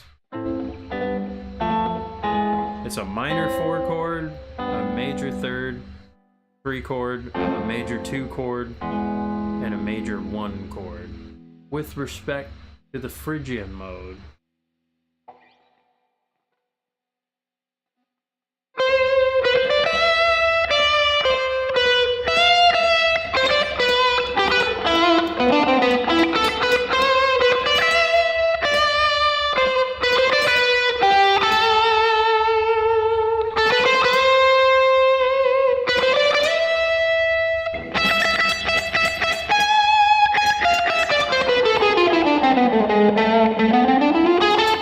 So just for a moment, it goes to harmonic minor.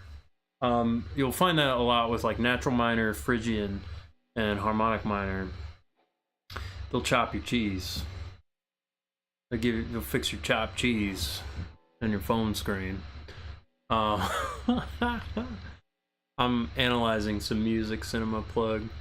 But yeah, it's you know, so kind of like, you know, if you can hear, if it makes more sense to you as the stray cat strut, I almost think that's a better way of understanding Andalusian cadence.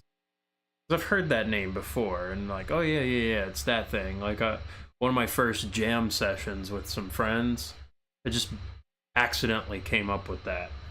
I thought I came up, you know, and it's just like a very typical, you know. So, you know, so that's happening.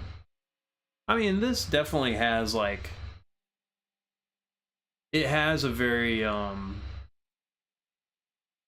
it does have this like Spanish, has like a Spanish feel, you know, or like some kind of Latin. Then again, that's not Spanish, but yeah, ancient Greece apparently had this. Yeah, Spain, you know, popular. Spain, French troubadours. Yeah, I guess there's a lot of history with this. I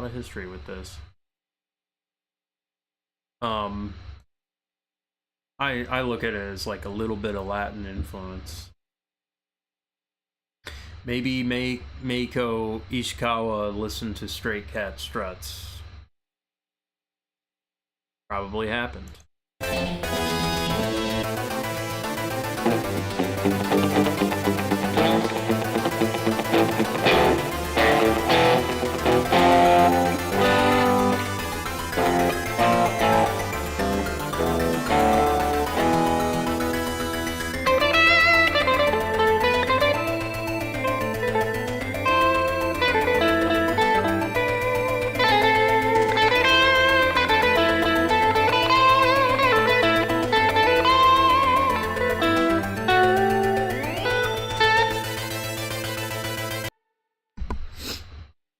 Cinema Plug, what's a song you want to know?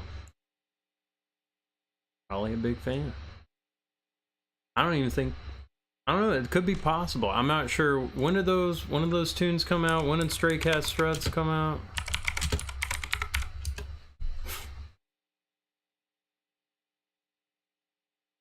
$1981?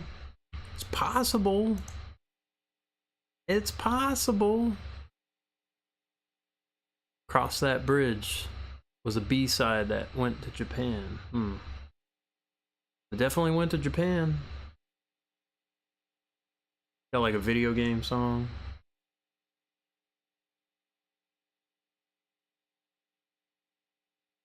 I'm thinking, so kind of reason I'm asking, song you want to learn. I'm thinking of making video. Thinking of making a video, like a music analysis video. And I think it's good practice to kind of analyze tunes. And I mean, I do it for my job. I teach lessons. It's been going well. And I have like family visiting over, and brother brought some karaoke machine. I was like, all right, let me grip the guitar and pull up songs. A lot of them I didn't know, but just, you know, seeing if I can pick it up and play along and kind of accompany and just keep the music going, keep it fun. We're all not fighting, you know.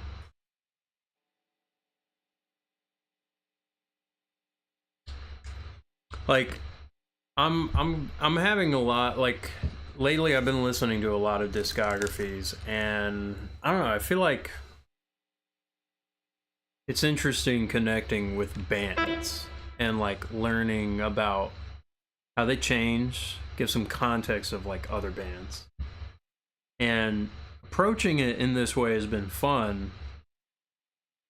Tim Henson, like Polyphia, man, I don't know anything. Not doing Polyphia. I know Polyphia, yeah. I know. Man, there's a lot of people that'll break that down. I copping out. I don't know. I don't get too much out of his stuff. Like, I know he's it. He's the it guy. It's fine. Like, it's good. It's good stuff. It's just you know, he breaks down his stuff pretty well. I think he understands. There's people that they spend a lot of time, like, maybe like a video game. Like, how about let's narrow it down. Video game. Sorry to kind of shut it down. I don't mean to shut it down. So it's not even like not my style. Like, I'll play stuff that's not my style. It's just maybe my glucose level is a little too low right now, or any more blood sugar and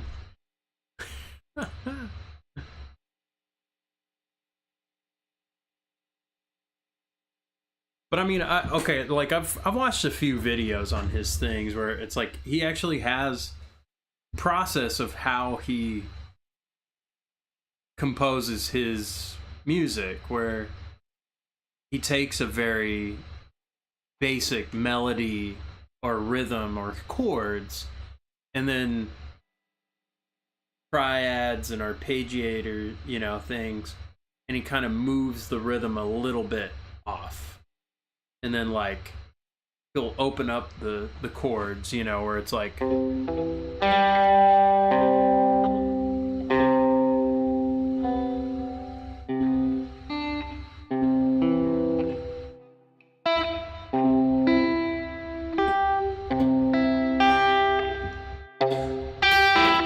but then he would like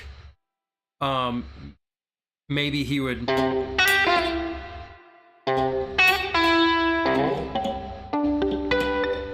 but maybe he'd go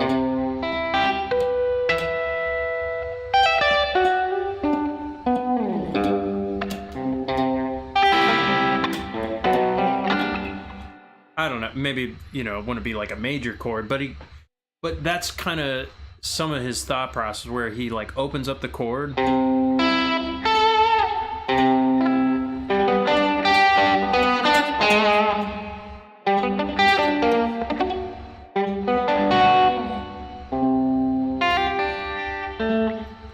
and then slowly he flexes, as he puts it, where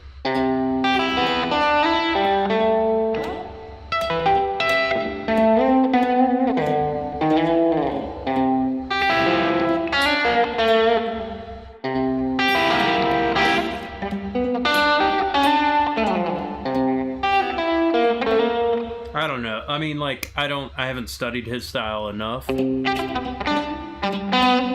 Oh, and he would probably mute a little bit too.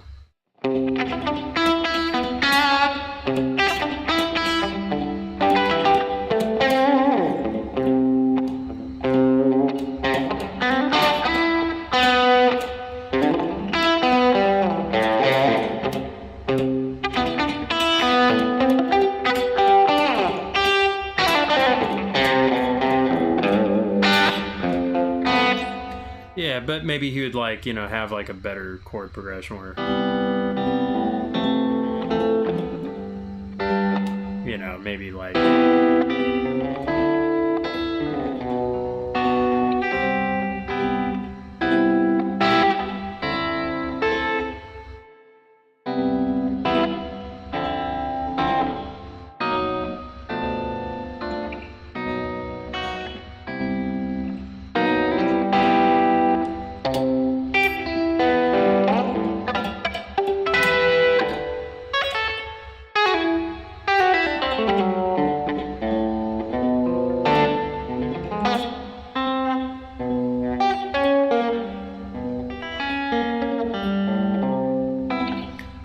Silent Hill and Silent Hill 2.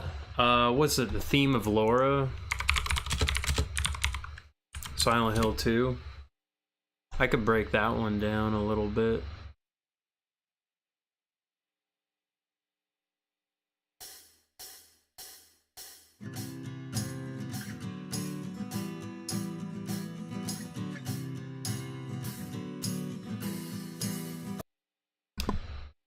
Real funny.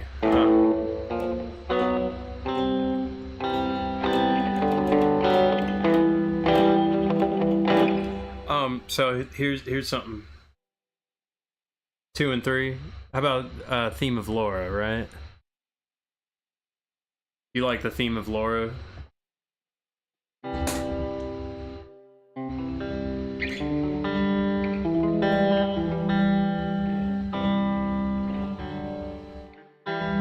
Okay, so the chord progression at the beginning. You know what's really funny?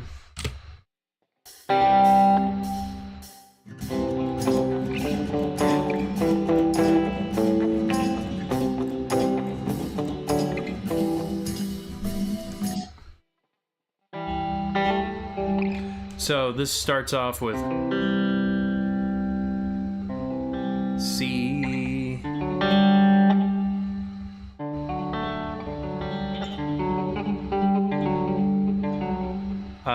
D sus4, and then E minor. But basically C major, D major, and E minor. So we've just been talking about that. That's a 4-5 minors. Major 4 chord, major 5 chord, and a minor 6 chord, which is common in so much anime. So much anime. Actually, a lot of music, but like...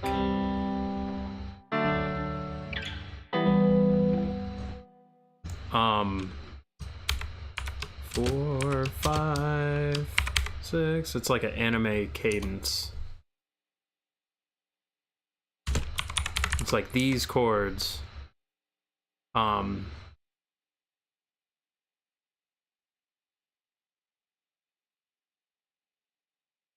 call it the anime chord progression. It's literally, like, honestly, every single song that I've gone through so far has that.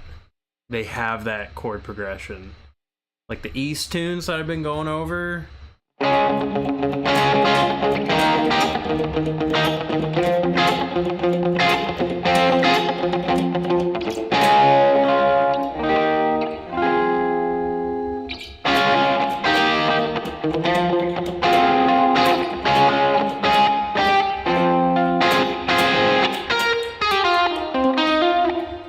It's the chopped cheese chord progression. Yeah, so like major 4 chord, major 5 chord, and minor 6.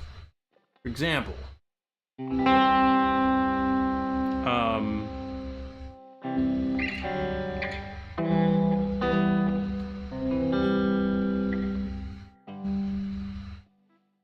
you could say, I'm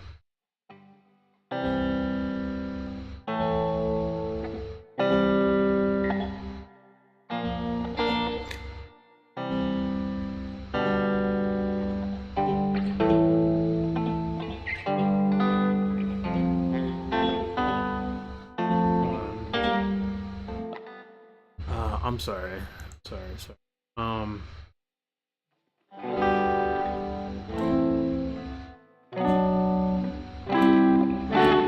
So maybe it's in G major. So let me play G major of this.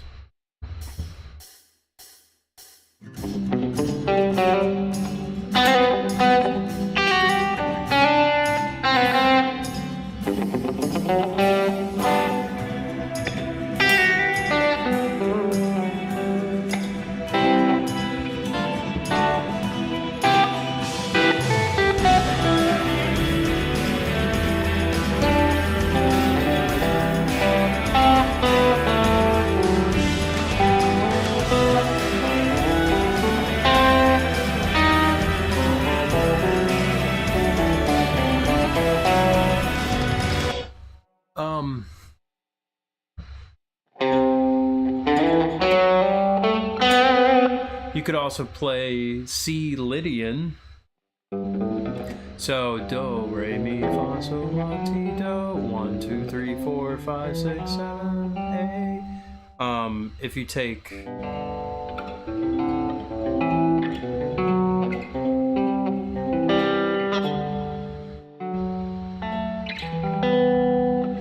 so C Lydian.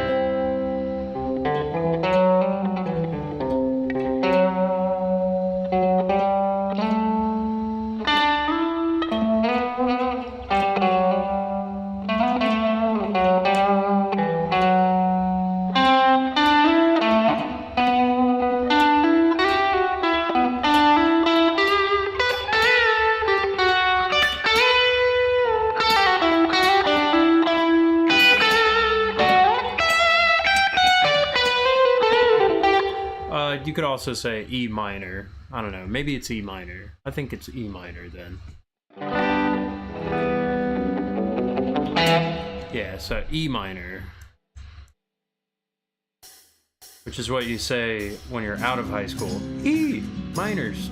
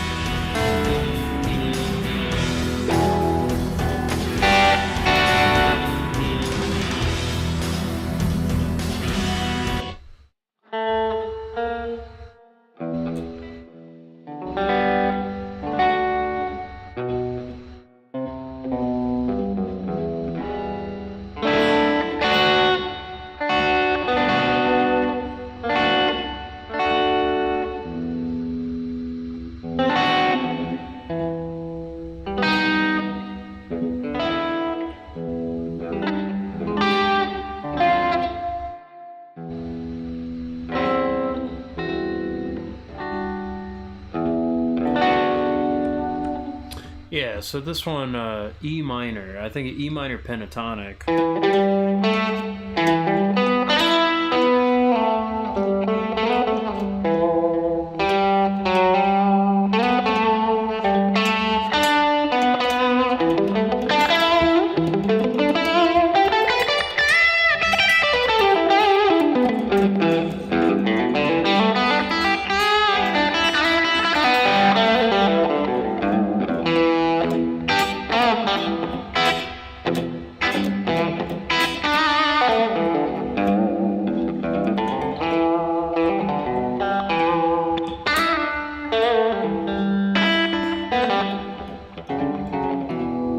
Yeah, so E minor.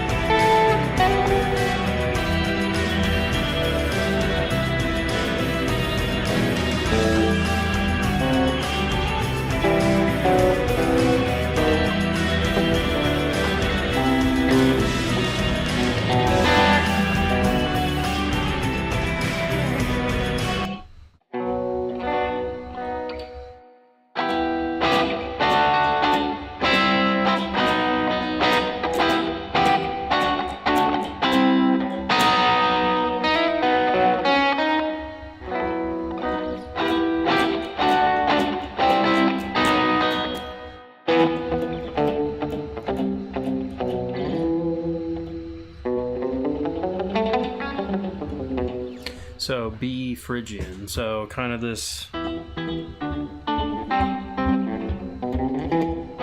We got this Stray Cat strut progression, or the Andalusian cadence that's happening here, like a little different section of the song. And so we got the anime chord progression, we got the Stray Cat strut progression, which happened in Valestein Castle, as well as Theme of Laura.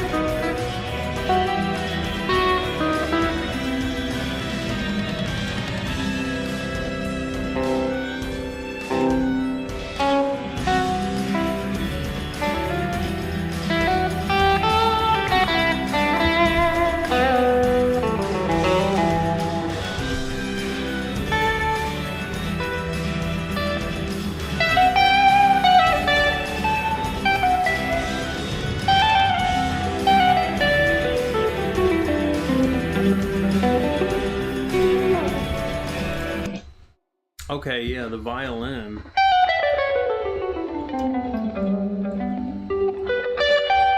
I feel like the violin's the first thing to really go into that G major territory. But it's interesting because, like, listen to the violin, it doesn't sound like super happy. Like, listen to the chords.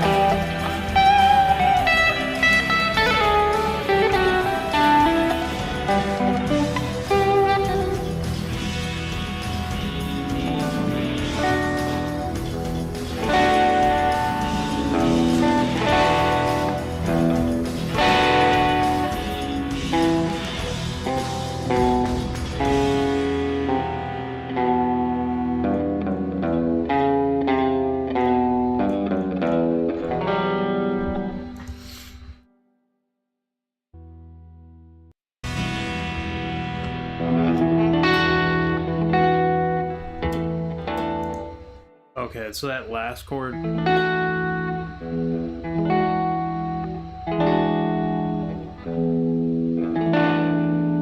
think it's might be that.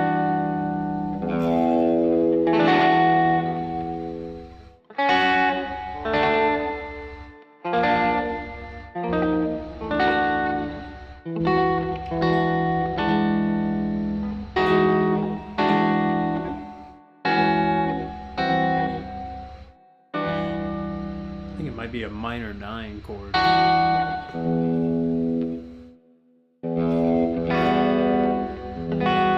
Or is it E minor 9? Yeah.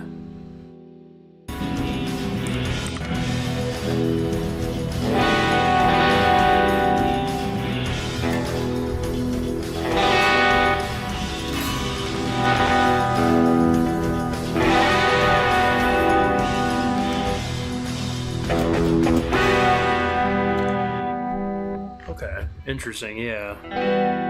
So it kind of ends on that E minor.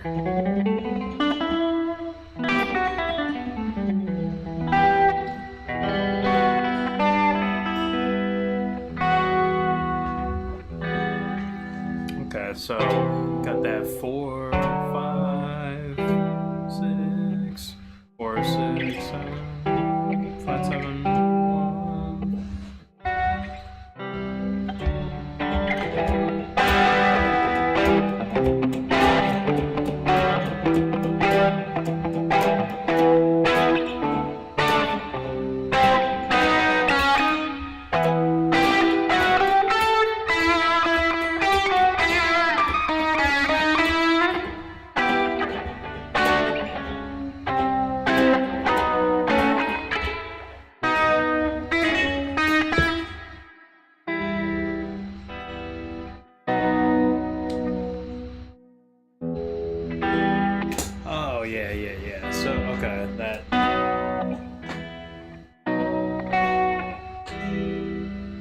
That's like a common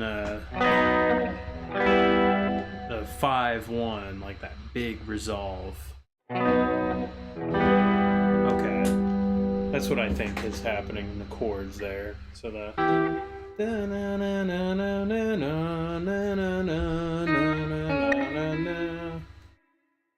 yeah.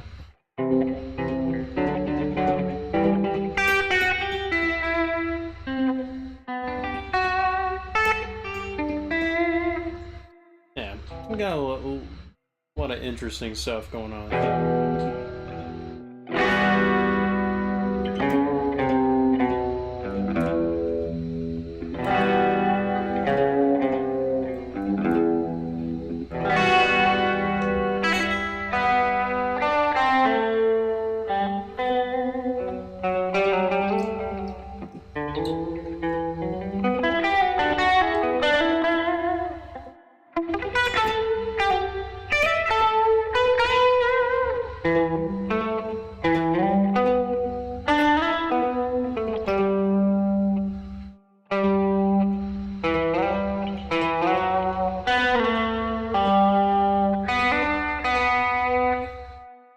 Yeah, so that first melody part I think is in pentatonic, E minor pentatonic.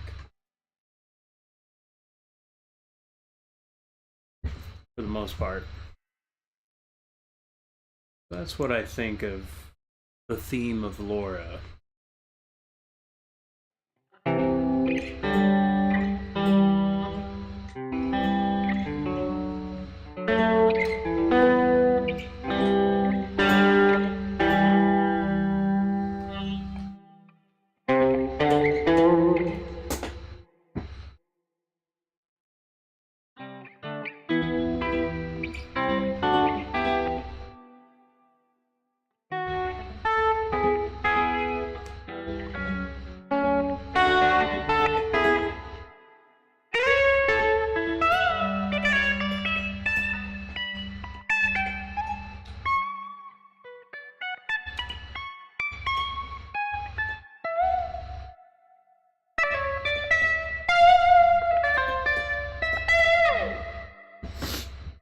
All right.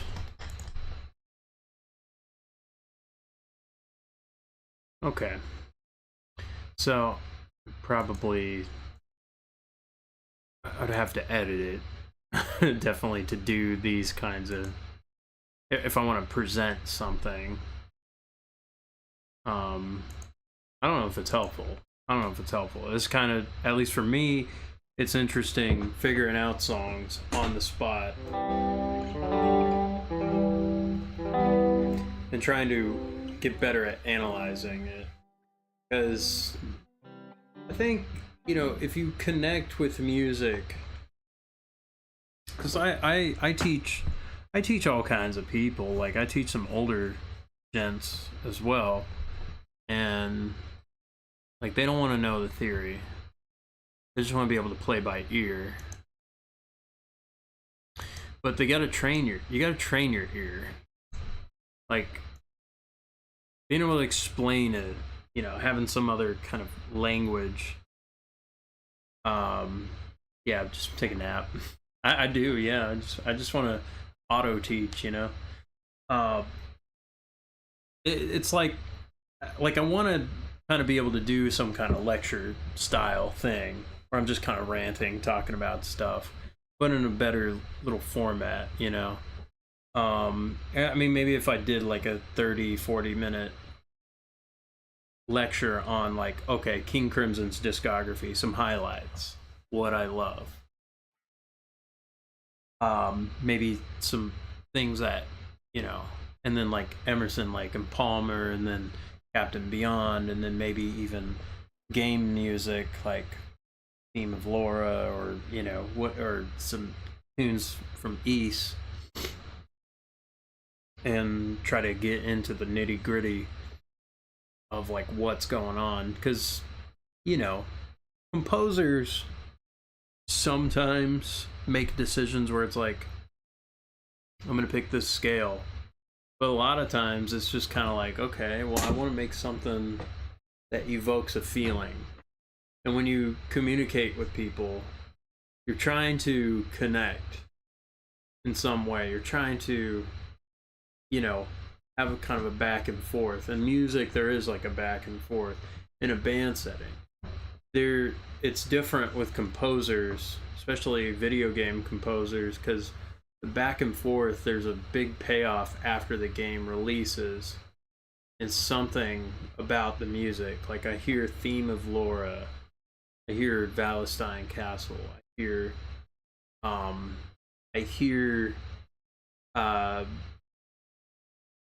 you know, Palace of Destruction. Like I was mentioning, yeah, there's struggles in each of these tunes. Heck, Overcome the Rocky Path. And all of them have kind of this contrast of sadness and trials with some kind of heroic undercurrent. You can kind of hear it. Theme of Laura, I do hear some kind of, I mean, there's a lot more, you know, there's a lot more, maybe melancholy,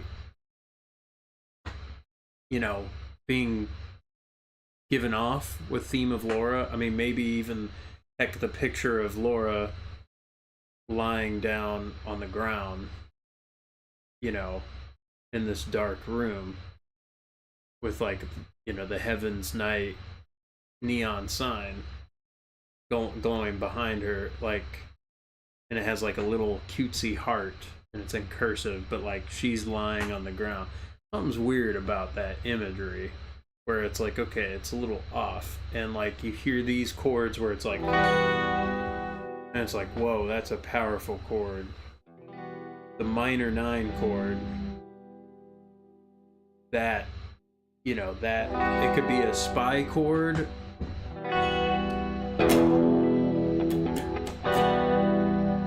you know, which is like uncertainty, you know, that's dark.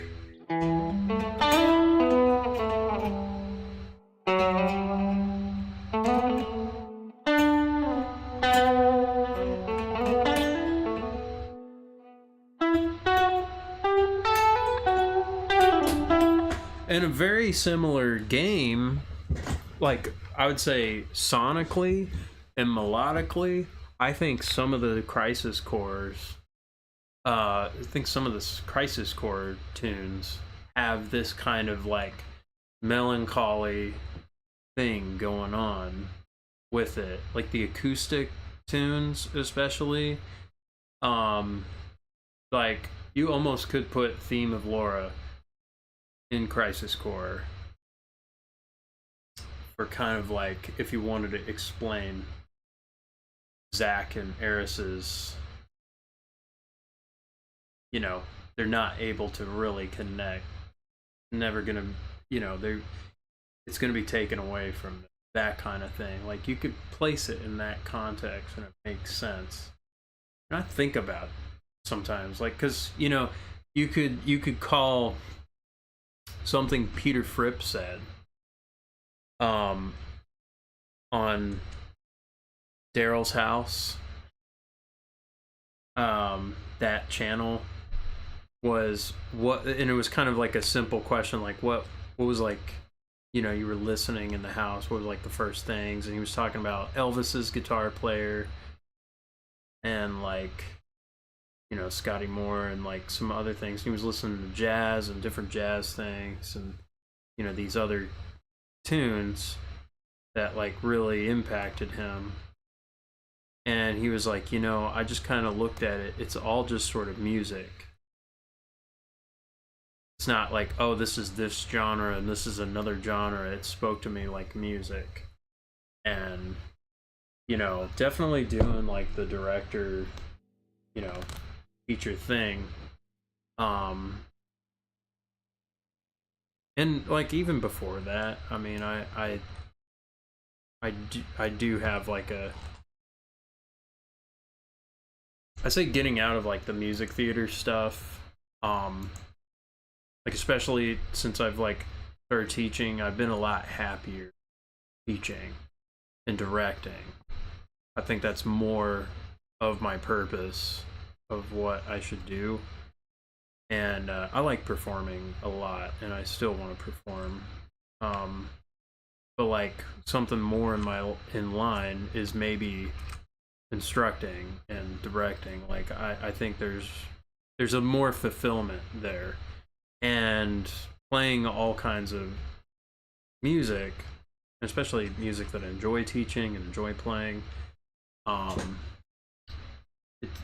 There definitely feels like, I don't know, like there's a bunch of different styles and stuff, and yeah, there's like certain differences, but then again, there's kind of that. I feel like, I don't know if it's like a bell curve thing or just like a roller coaster of like a timeline where it's like, it's all just noise, it's all just rock and roll, even though there's like so many subgenres. But it's like, I kind of just look at it like it's just music. It's just other music. Whether it's Polyphia, whether it's polka, whether it's ABBA, or whatever it is. Fall Out Boy, I don't know. It's all just kind of music. Now, there's some music that resonates with me better. Fall Out Boy does not. Taylor Swift does not. But you know, but there is kind of like a, kind of like,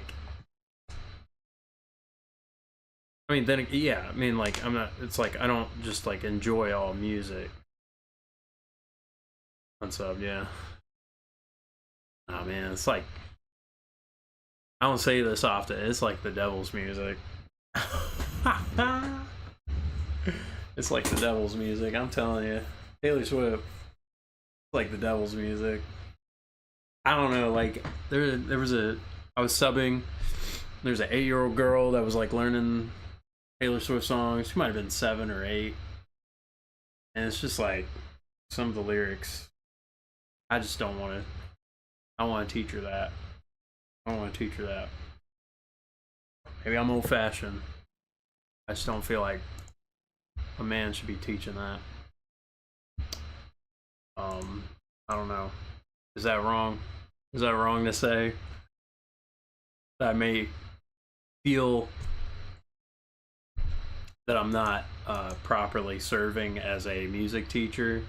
I was picking up slack from another teacher, and I don't have anything against, like whatever. I mean, it's a job, but like, I don't know. Then again, it's like first lesson could be Smells Like Teen Spirit, and Kurt Cobain, shoots himself in the head or whatever. I don't know. Teach him one, it's like one. Cometallica won a Grammy, and those are some deep, powerful lyrics. You could laugh at Metallica, but it's like, it hits. I don't know, music, like, there's words, but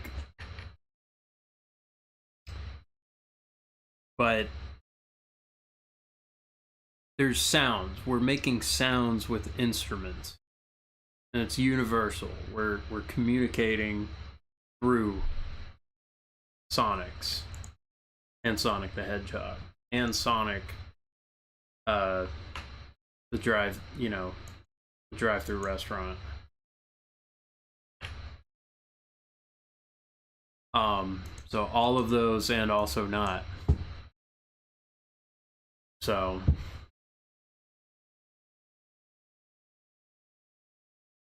But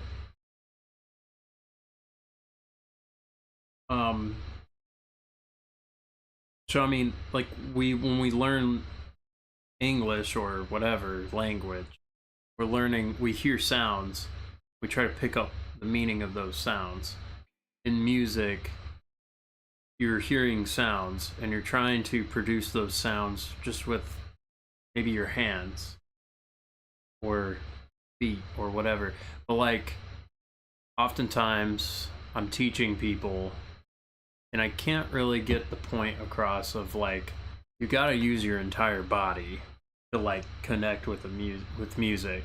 I think you learn better if you, I mean, yeah, focus, but it's like getting the tempo, feeling what tempo is. Like you gotta bounce with the music. I feel like I play better when I bounce with music, but I connect. I mean, I can relax and kind of play, but it's like.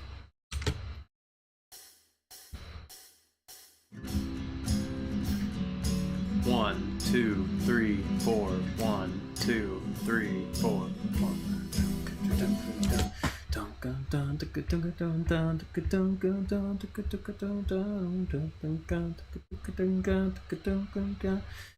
Yeah, I mean, and it's like it's kind of subjective, but it's like, you know, and I like there's people, you know, I might not even feel a song, but it might speak to somebody.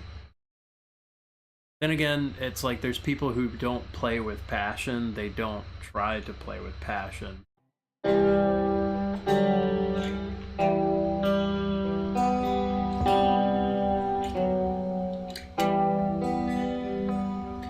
I don't know, and it's like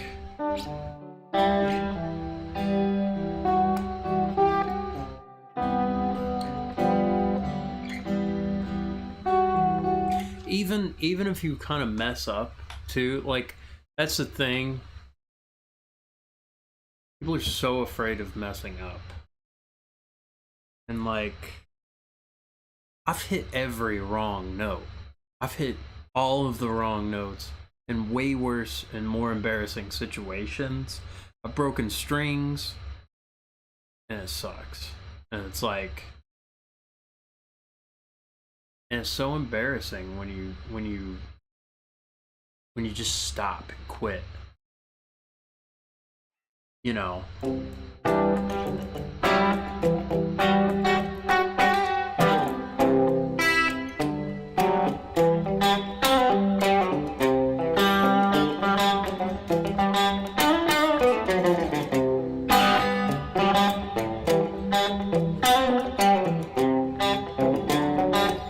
I mean, I want to play different things to the song. I don't want to just play exactly the song. I feel it different.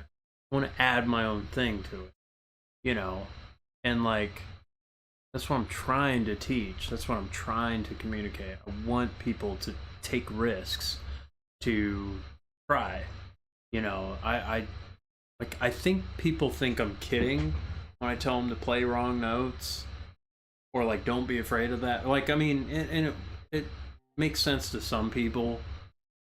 You know, and I'm thinking of like the older students I teach too, where it's like they don't want to learn theory, and it's like, okay, you got to train your ears. Oh, I'm tone deaf. No, you got to train. You got to train. You know, when you're training weights, you feel technique. You know when it's right, when it's wrong, when you've gone too far. When you've exerted, how to exert, when you've made gains and you're able to PB, and it's like you know what extra force you gotta take. Same thing, music. It's just a little different. It's like you know how you have to focus. So, like, okay, for example, Theme of Lore, I want to play it a little different. You know, there's like that main generic chord progression. It's not even generic, it's good chord progression, but like, I want to add to it.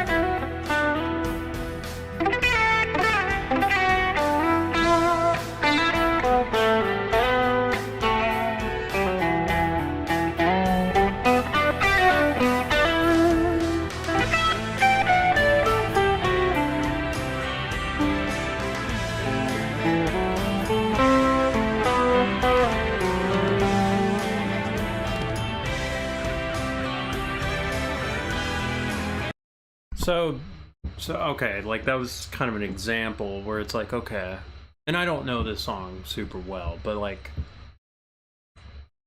that kind of helps me learn a song a little bit better, where it's like, okay, let me play to a song, let me see what I can add, what can I do, you know. Yeah, it's the difference when you start learning guitar and then now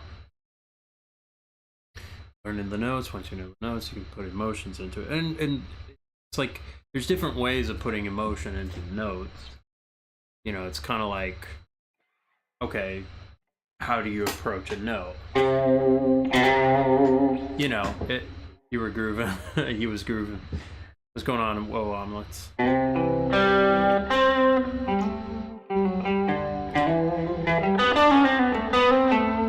You know, like I like sliding to a note. Or like bending.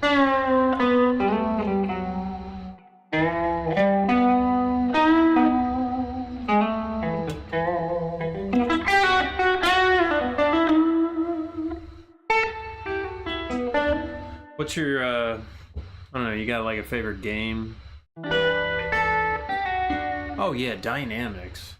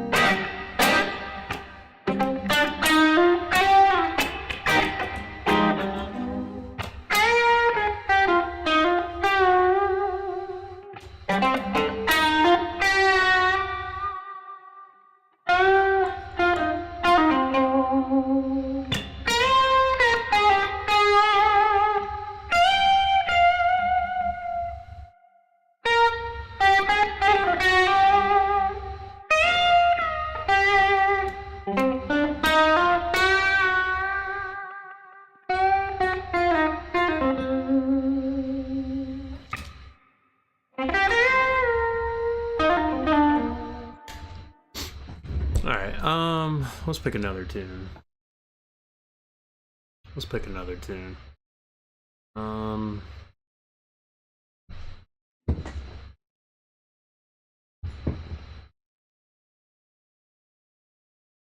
Yeah, Dynamics, almost everything.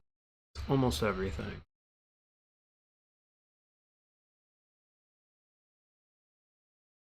Double Dragon.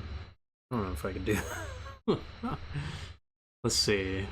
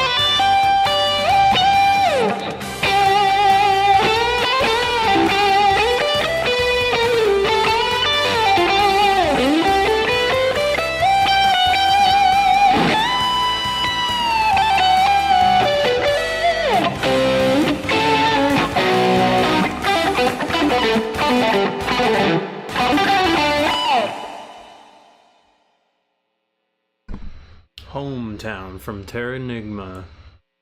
Try that.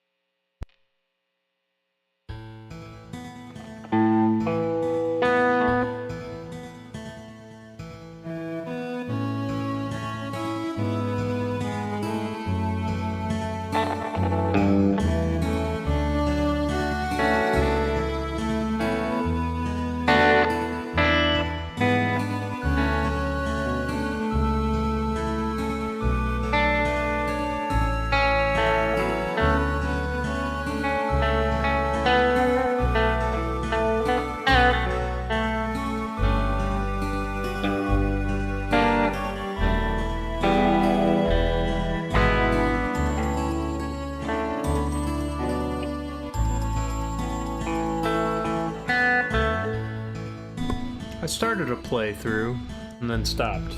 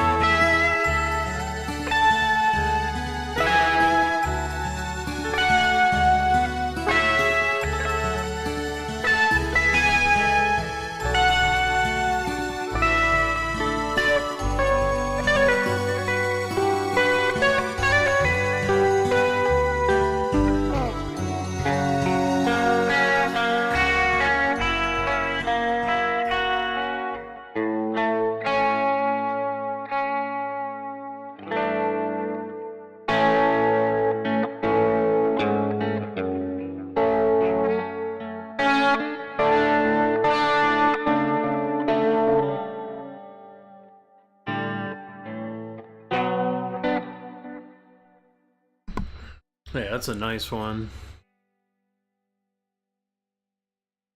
That's a real nice one.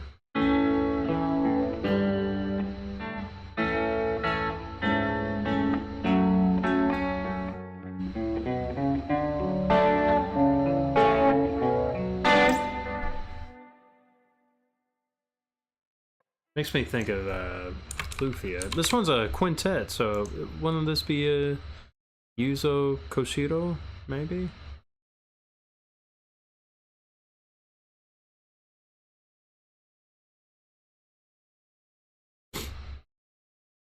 Makes me think of Lufia a little bit.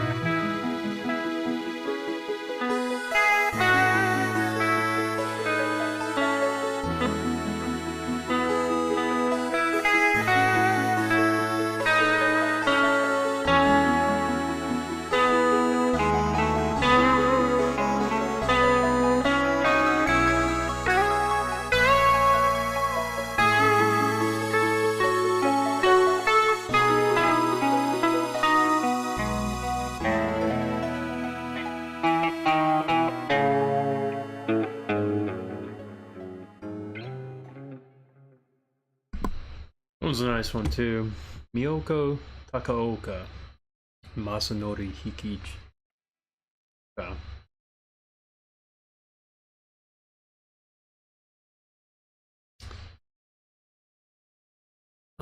Let's see. The Great Town themes. I'm thinking kind of sticking with it's quintet, right? Illusion of Gaia.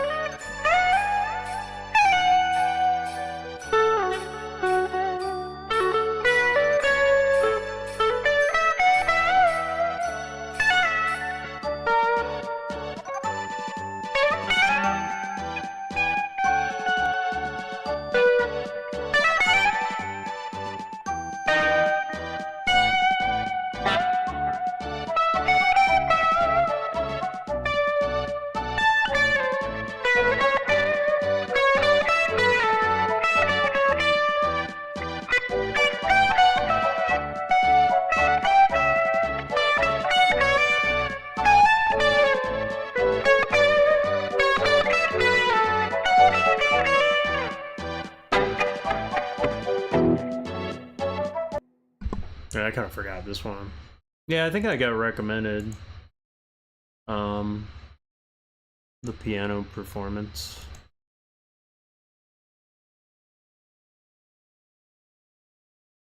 Yeah, Final Fantasy 1 has some great music.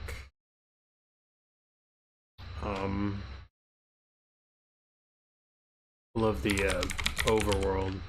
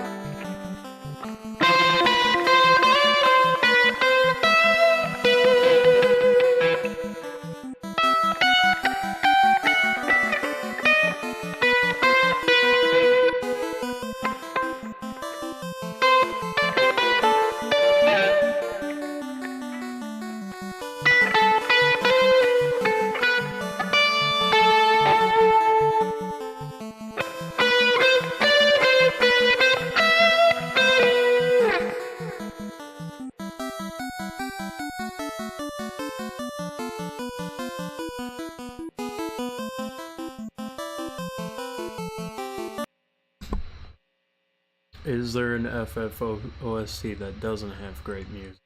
I don't know. I don't know.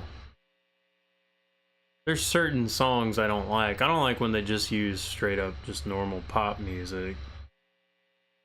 Like I think Final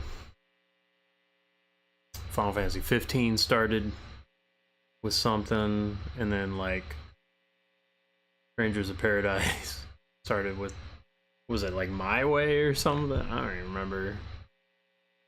I'm like, you don't need to do that.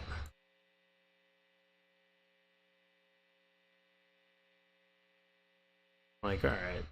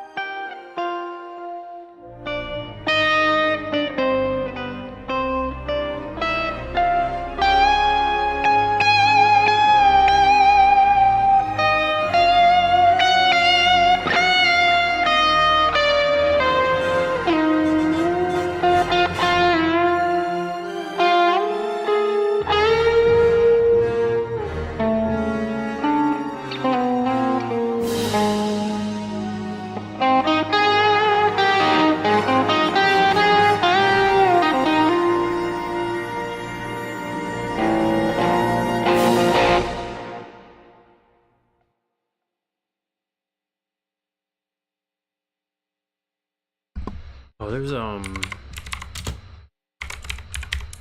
this is my favorite. This might be my favorite piece from 16.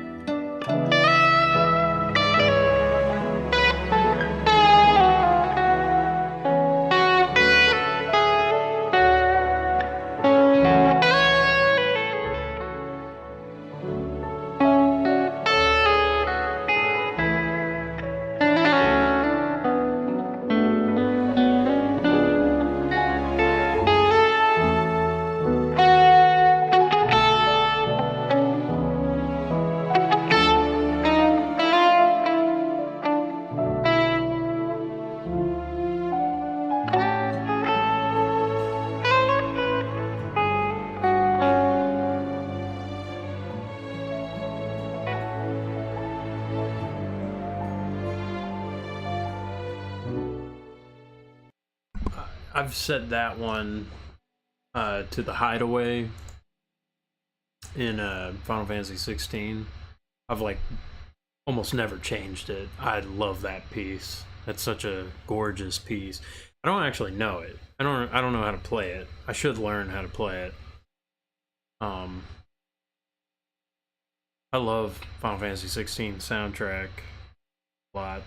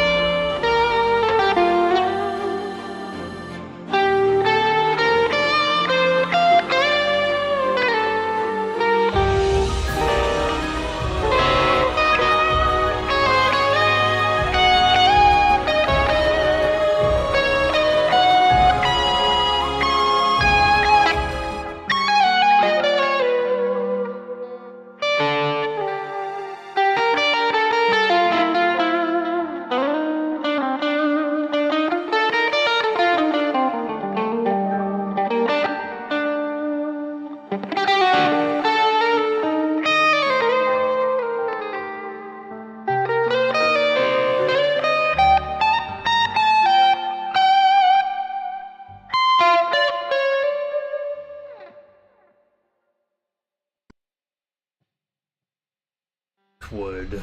Great wood. Oh, it's really nice. Yeah. I'm just kind of jamming. Like, I don't know. Trying to figure it out in the moment. There's another one. There's a bunch. The DLC for 16 is very good. Really good. Actually, both DLCs are really fun and good.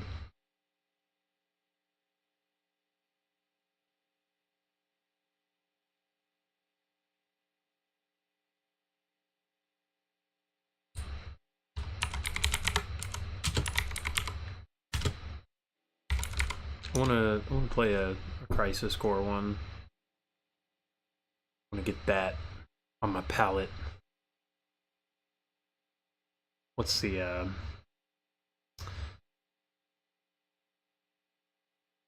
It's good. It's good. Rising Tide, man. Rising Tide. Telling you. Telling you, it's good.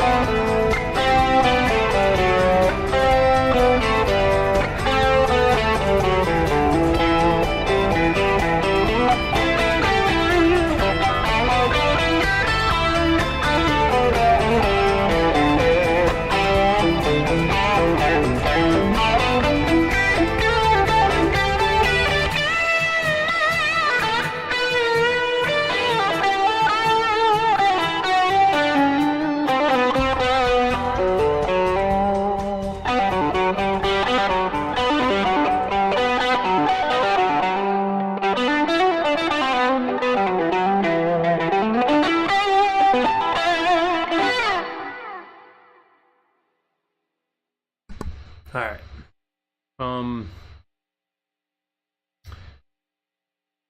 Yeah, I played a little bit of Helldivers 2. So I was kind of enjoying it. You know, I had a friend that I was playing with. And he was like, hey, go get the game. And I was like, yeah, it looks fun. Looks fun. And so I decided to play a little bit before work. And so I was like, all right, knocked out the main objectives. We were like 90% done with the map. And it was maybe my third game. And I was like, all right, I'm going to call for an extraction. Main objectives are done. There's 10 minutes left on the clock. Let's just knock it out. Easy time, maybe get another quick mission in. You know, some of those missions are kind of short. And I already got killed and failed an extraction on the other one because it was like the last 5 minutes and they had no more reinforcements. I was like, what? All right. And then, or they just like left without me. I didn't even know where the ship was. And, so I called in an extraction, and then I heard on the comms, I don't play with the mic. They're like, who called an extraction? I don't know, it was that guy. Kick him out. So I didn't get any points. And I was like, this is crap. I was like, we did the main objectives. And it's like, oh, well, you know, people were like it said main objectives, call an extraction. But apparently, and I know now, the meta is you pick crap off the ground. It's not kill aliens. No, you pick up turds off the ground, samples. That's what you do. Like, I'm over here trying to kill Rathalos, you know, and then everybody else wants to pick up paint berries. So you're telling me you're not going to grab the cape and straight cape over the level in Donut Island? You're going to go and just pick up the Yoshi coins? That's what you think the game is? Oh, but you get like an armor. So it kind of ruined my fun, and now I look at the game differently. I mean, every multiplayer experience, you gotta like, you know, figure out how the multiplayer, like, I got snagged.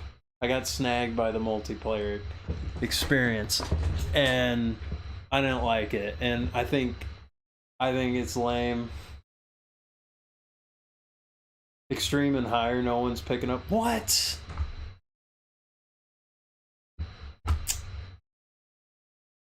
It was my first, maybe hard or difficult run, and like it was challenging. It was a fun challenge. Like it was pretty good challenge, but nobody's picking up things anymore.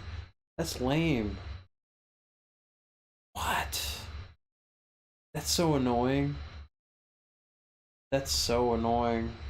Man, what a, what a waste. They were like 30 levels higher than me. I was like level 6.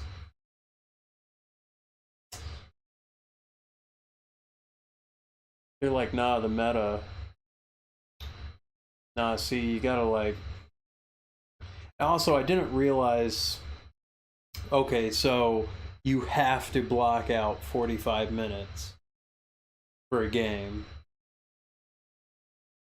It can't be like 30 minutes. And you know, they're like, well, why don't you just like, you know, I was trying to type what when they asked who called for an extraction because I already hit extract. I was trying to type it, but then I got kicked. So like I played a few more games. And I'm seeing bugs and you know left and right. It's like, man, campaign. Whatever. I don't know. Single mission? No, no. Apparently, no, I don't even know. Like campaign, I don't know. But they're like, nah. See, like you got to pick up every sample because you're like, you're losing out on rewards. I'm like, I mean, we cleared out like 90% of the map. Like, they're like, no, why don't you message them so you get it back? And I'm like, nah. Nah, the game's lame. Like, I don't care. I don't care anymore. I'm just gonna play super casually. I was with people that sucked, but like, but that's the game. The game is just picking up turds off the ground. Like, it doesn't matter. That's the game. You pick up turds, and you know, they die. They're feeding. I'm not. I was doing well that game too. It wasn't even like, you know, it's like, oh, okay, yeah, like you blow up some stuff, you know. It's lame. It's lame. I don't feel like unlocking everything. Yeah. I want to just, you know. Here's the thing too. Like, I don't even think they were that far from the ship. They weren't like all the way across the map. They could have, you know. Oh, what? They could have even like threw a grenade on the ground, ran into stuff, and then reinforce. You know. It's whatever. It's whatever. I don't know. I think about it. I'm just like, yes. I'm just gonna play casual. Like, if I ever do, like, I might just play it super casually. I don't care about unlocking stuff. I mean, apparently the higher difficulties, super duper extreme, insane helldiver mode. I don't know. Maybe it's interesting or whatever, but what am I gonna pick up turds off the ground for 40 minutes for how many missions? How long does it take to unlock everything? Do I got 25 hours, 30 hours? It just seems like a Dead by Daylight kind of, I don't know. Like it seems worse than that in some ways. Like I'm just like, I don't know. Screw democracy.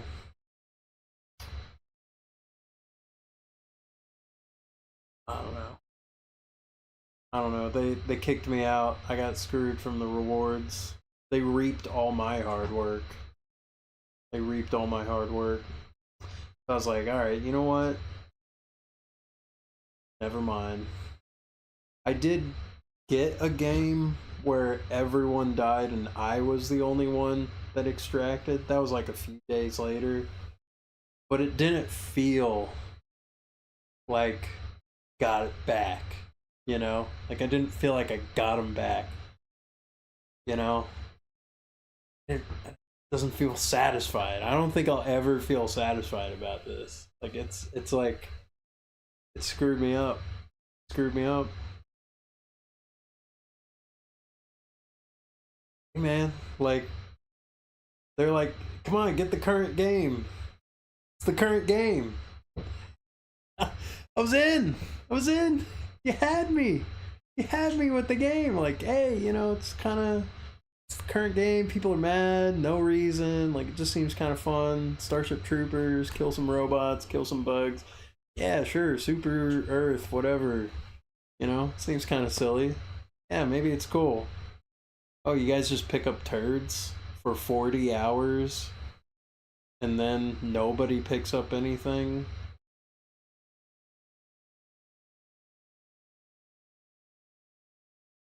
Like, you need, huh? Like, really that much different when you upgrade your ship?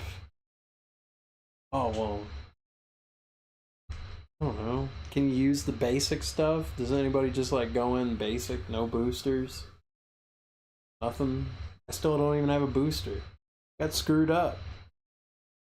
I don't have anything. I got some like unlock some of the turrets. I was just like,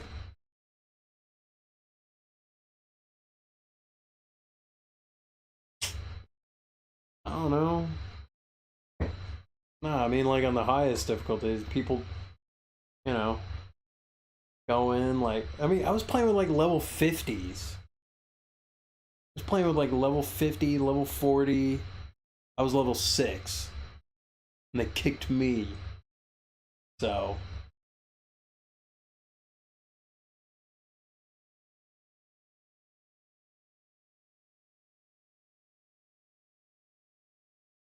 trolls? I don't know. Well, I guess I got griefed. Hey, he did I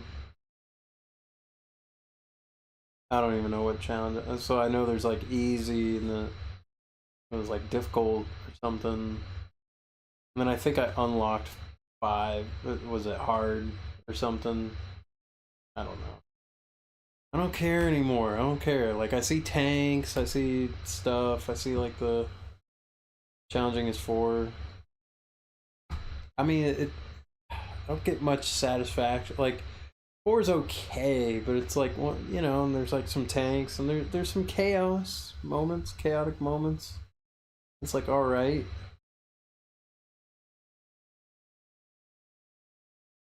but like it's lame. It's lame. They're like, nah, you gotta just pick up paint berries, pick up Yoshi coins.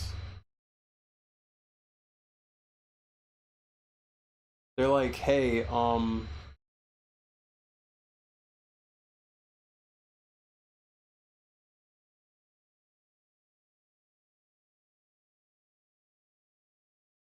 they're like, oh, you gotta, you know, you're going to Five Guys and you're gonna spend $20 on just the burger. Um, no, we're just here, um, to eat a bunch of peanut shells. We're just here for the peanut shells. We're just here for sesame seeds. No, we just want to collect sesame seeds and just like have a little bit of bread, stick it on their tongue. Like that's what they're doing. It's what they did. And everyone is like everyone plays the game for that. They're not there for any other reason. They're just there to play to pick sesame seeds off of buns and just like pretend it's like acid or something. I don't know. Like strip. I don't know. That's what they're doing. That's the whole game. That's the whole game.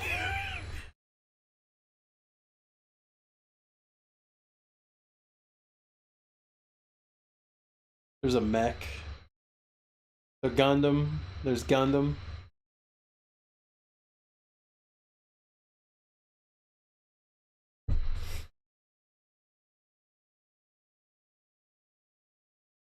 Just there. Just to eat. Yeah, probably. I like complaining though. I like complaining. I'm like, nah, this game's whack. I have Dragon's Dogma 2. I have Stellar Blade. Did I get trolled and get those games? Are those bad games now? I don't know.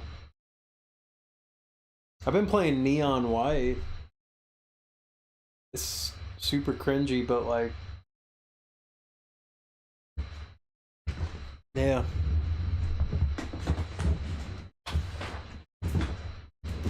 Like, I've been playing a little bit of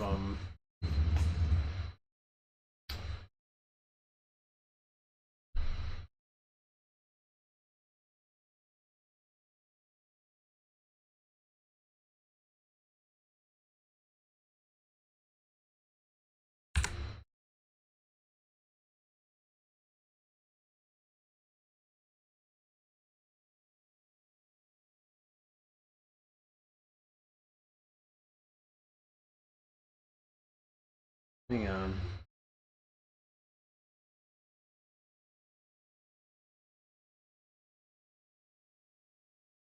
Neon White's okay.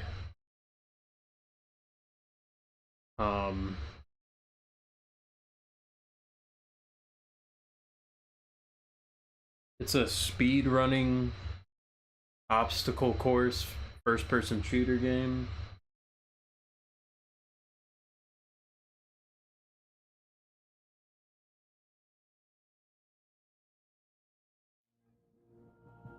I love that OBS just sometimes just never shows the video.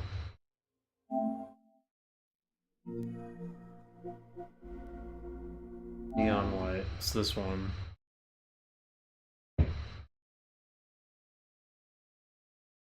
We're called Neons. Oh, I never, oh, I don't know.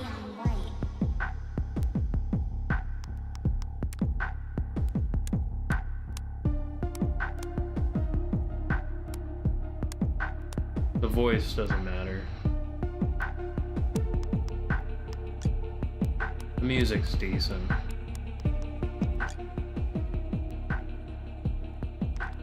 That's a good... This one,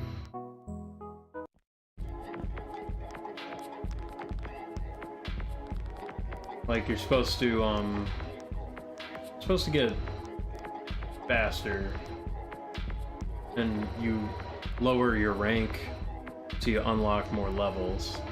And there's sort of like a, you know, side quest thing with like the other characters, and like you know, unlock stages and stuff. So the goal is 2650. Okay. Try to beat your ghost.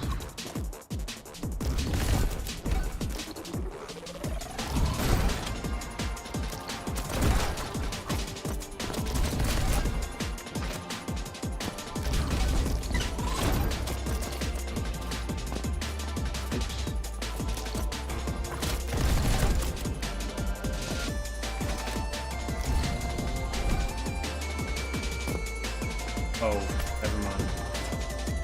I haven't done this level in a while. There's a lot of trial error.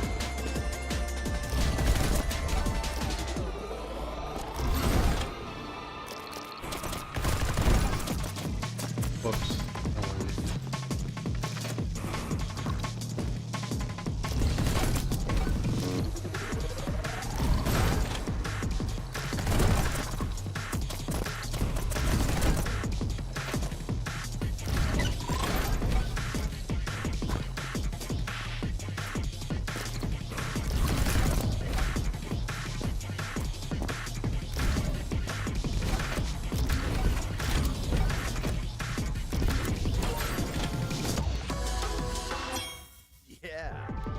I'll get a gold medal. It's not bad.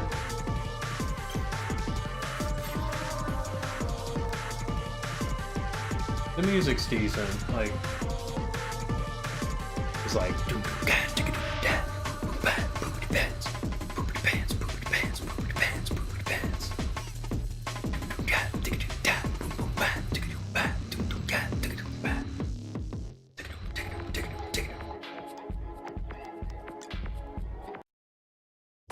The story doesn't matter.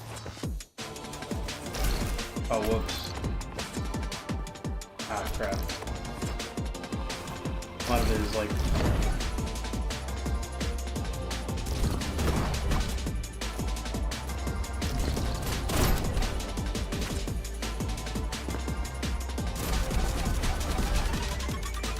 I don't know. This one...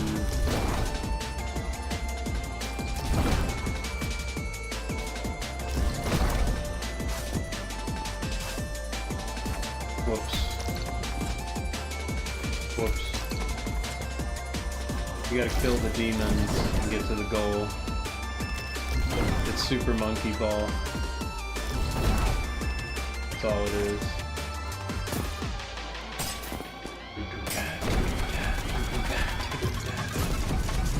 Whoops.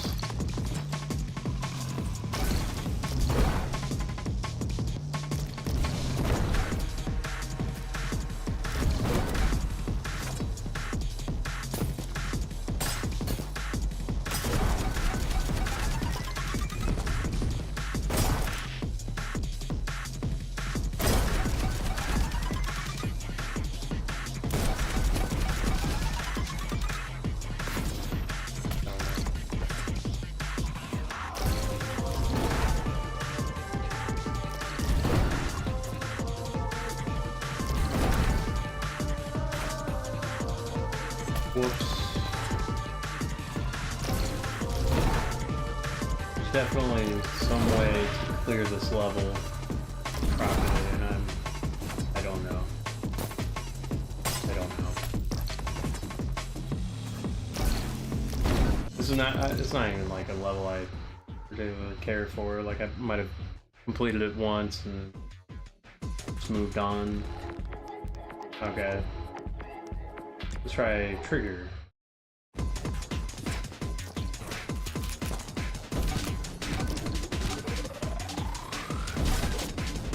Whoops.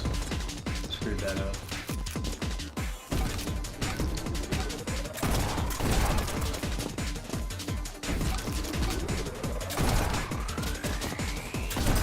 Whoops. The mimics, yeah, they blow up in a weird pattern. Well, not really weird, but...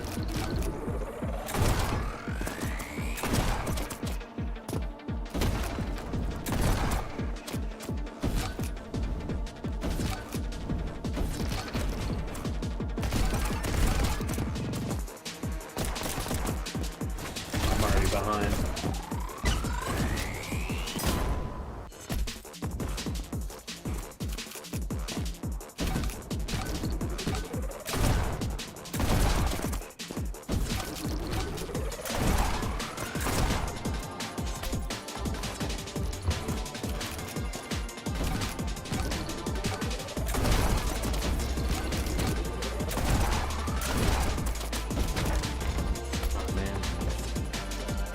Starting to get the hang of this one.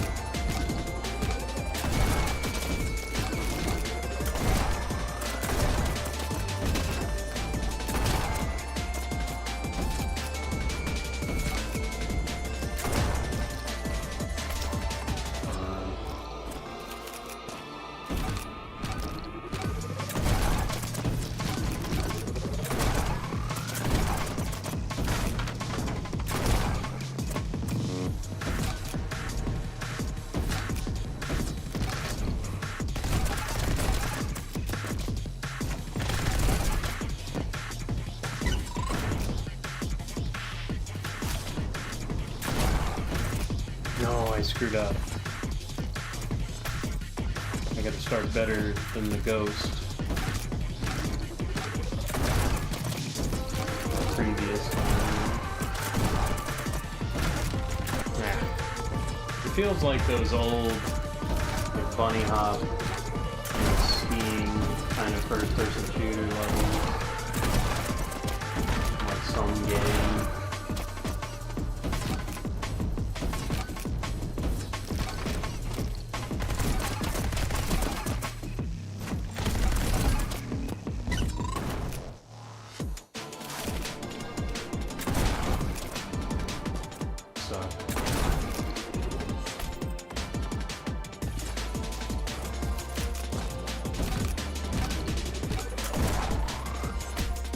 Unreal.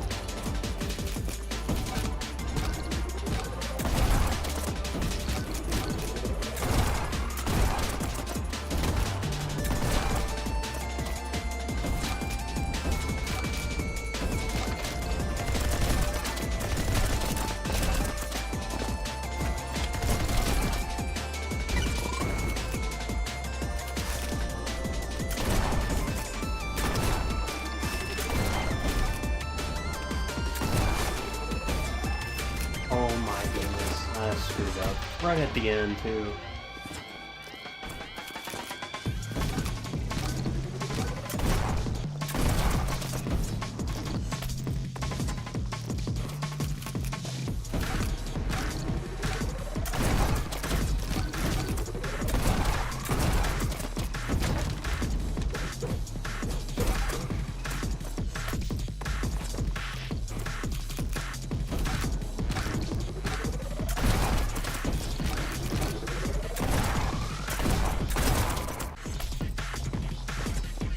Time it right.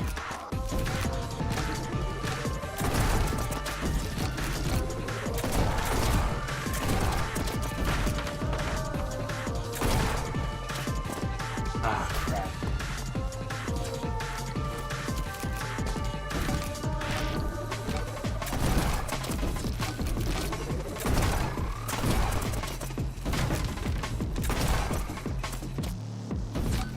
You unlock the gold medal, like if you go fast enough,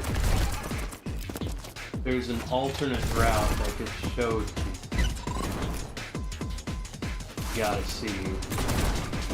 And then like that'll kind of make you realize the secret of the level. And that's kind of like the general loop of this game. It's like you grind real hard for the normal route. You're like, oh, that wasn't even the best way I could do this. Like, yeah. Supposed to go somewhere totally different. Or there's somewhere in the middle of the stage that you skipped. Overlooked. And there's like a gift fine for like the side quests. You know, so there's other kinds of levels that have like little gimmicks about them, you know, and maybe it's like certain flow. It kind of feels like I want to be the guy.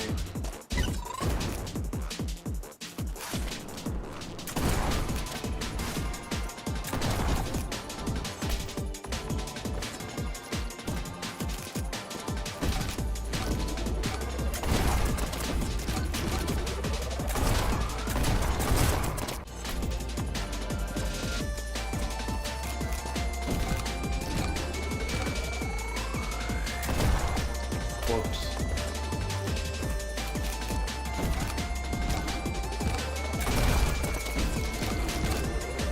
The zipline levels are real fun.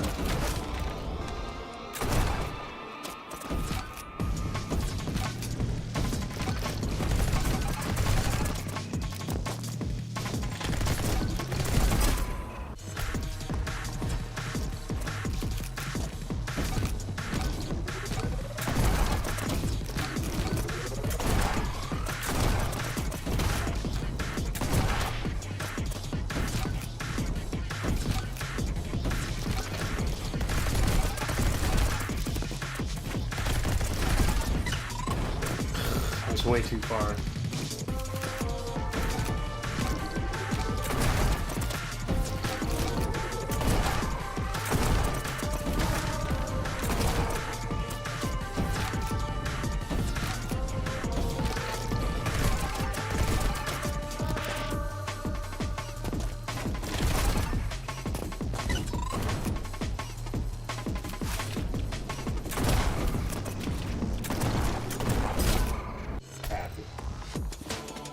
always at the end.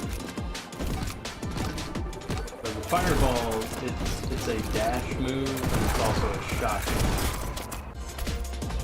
And the yellow gun, that one's the double jump. This one's like a aiming dash. The purple one is a machine gun, and that one shoots a bomb that you bomb jump off of. I'm already slow.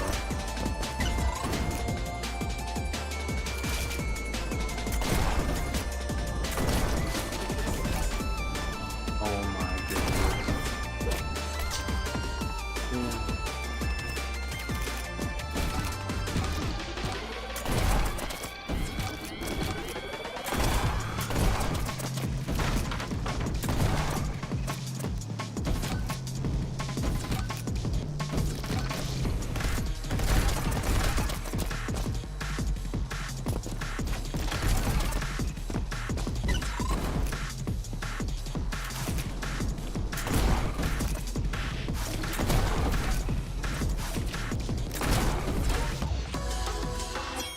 Didn't Gold. even break a sweat. It all just lines up. Take forever to get that, and then sometimes I like mess up and then accidentally ace the level, and I'm like, how did that even happen? So I don't even know how I'm gonna like save off that time, but I guess I'll see. I'll play it one more time just to see. Yeah, it's. I mean, this is like a more advanced level, like. I mean, it's a nice flow. It's got a. The way they introduce the mechanics is very like friendly.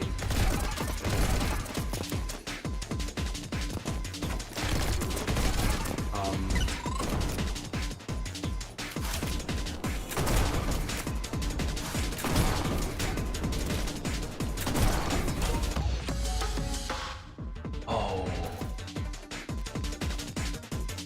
I was just barely off.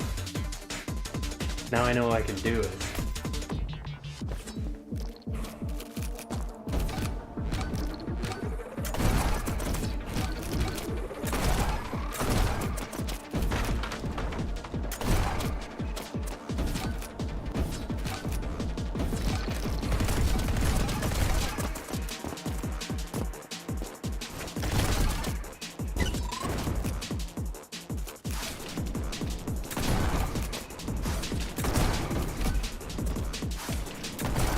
No, I was a little bit off.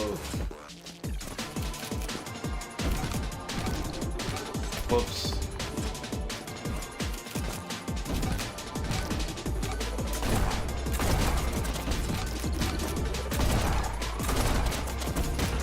I'm a little behind. I think I can catch up. I don't know.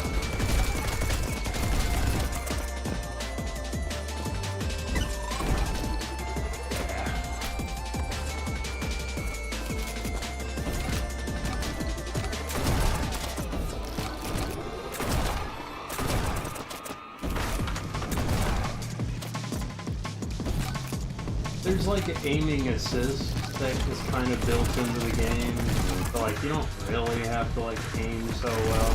I think that's just part of the game. I don't know if there's like a harder difficulty or anything. Ah crap, I need to grab 3 fireballs. I need that ability for like whenever you discard a card, that like does the special move. And the special move is like a boost.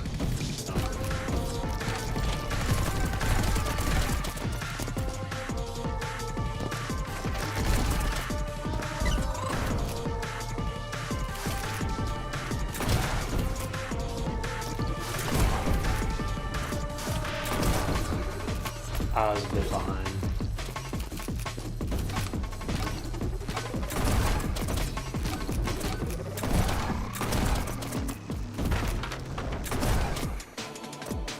So just straight up, just do the level well.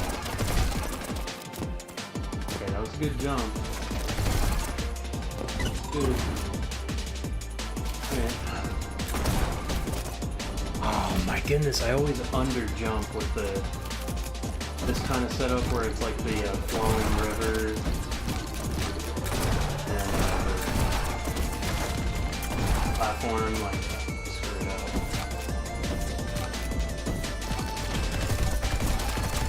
I mean, I haven't grinded these levels.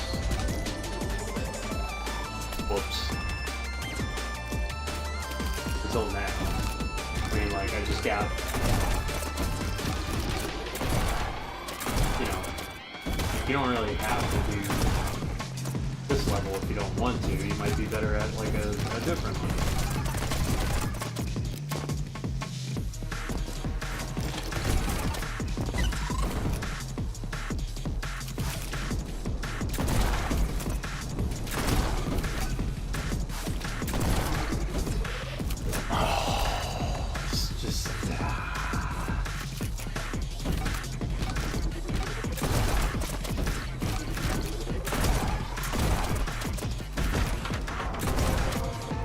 Then there's the gift, which sometimes they're easy, sometimes they're just a very particular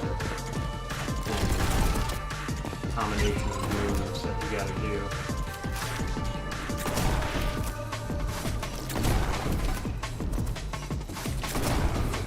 Oh, I was a little bit off. Okay. The one thing I don't like about this game is sometimes I accidentally move it to the global rankings and I can't get it back to the replay level. Oh my.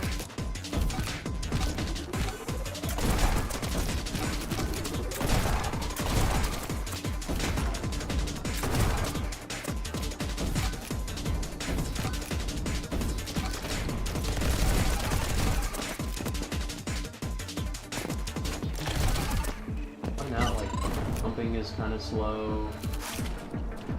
Face out how you jump. Oh, wow, this is going real fast. No. No. 1/100th.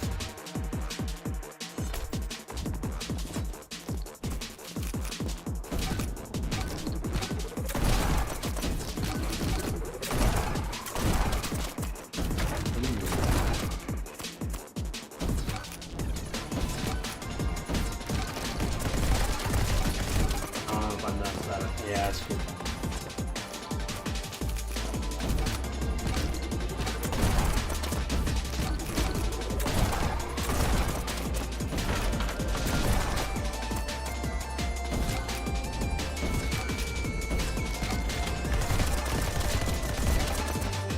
Missed it.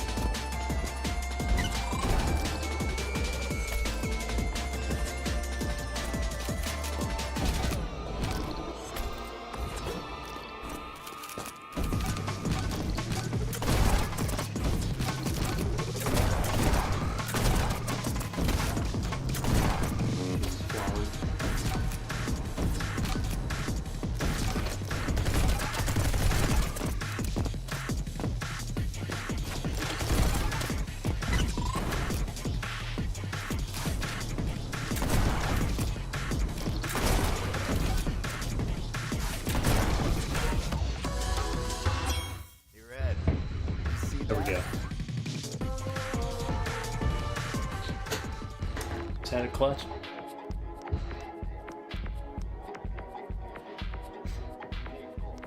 Gotta get those Baja Blasts. Cool blue Gatorade, Glacier Freeze. Maybe Glacier Freeze. Oh, I don't want to do this one. I don't like this one. Look at sweep. I got 34.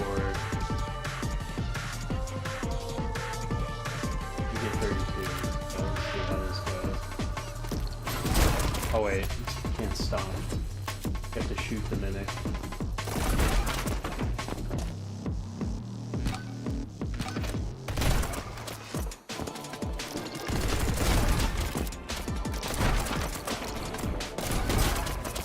Whoops.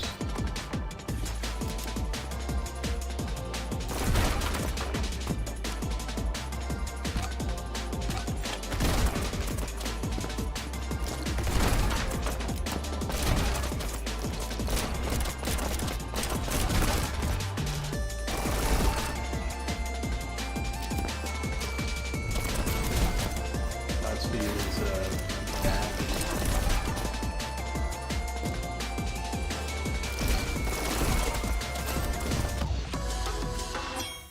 I did horrible. So this one I got to get 26. I'm gonna see if I can figure it out.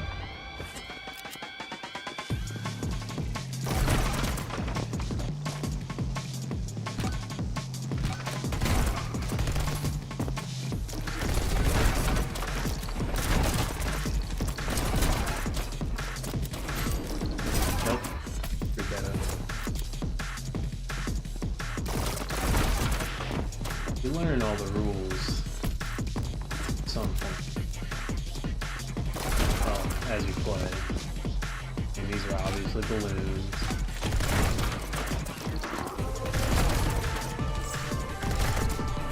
Okay. So there's a little symbol. I'll show it. Once you get gold, there's that little hand.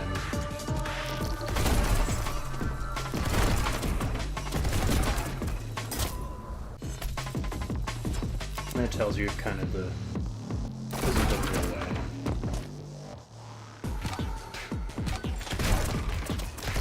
Got the more active gun.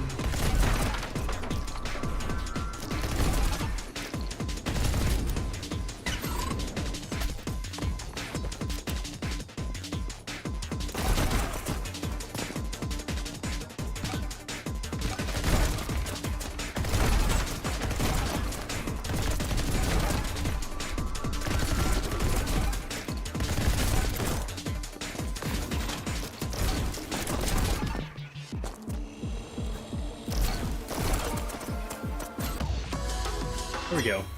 Wasn't too bad.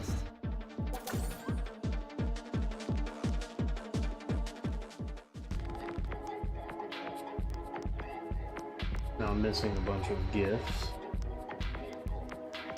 I'm gonna look at another mission. I'm gonna look at Streak. This took me a while. Oh, this one. This one's fun. I like the zip line.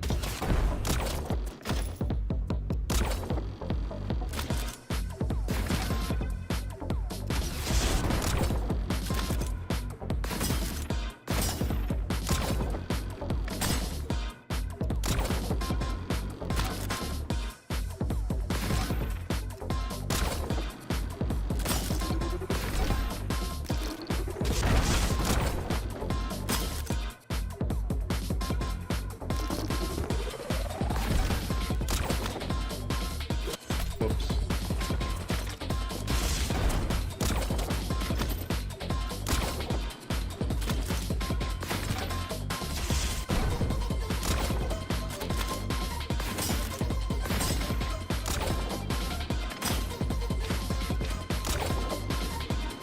Bring pipes.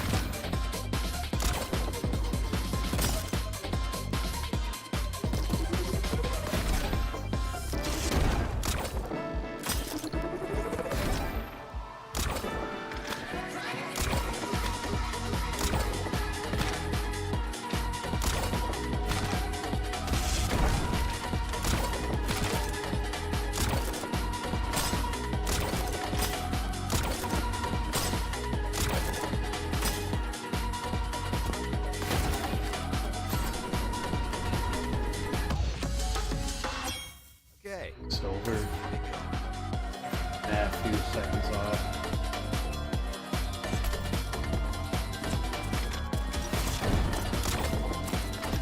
Casing it takes off, but need the rubber, probably.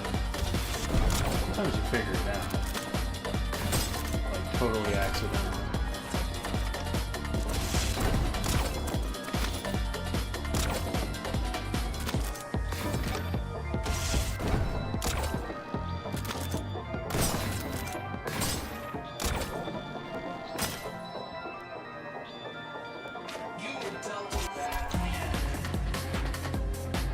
You know what? I'm tired. Hitting just a few levels is fine now. Thanks for watching. Peace. Maybe I'll be on tomorrow night. I don't know.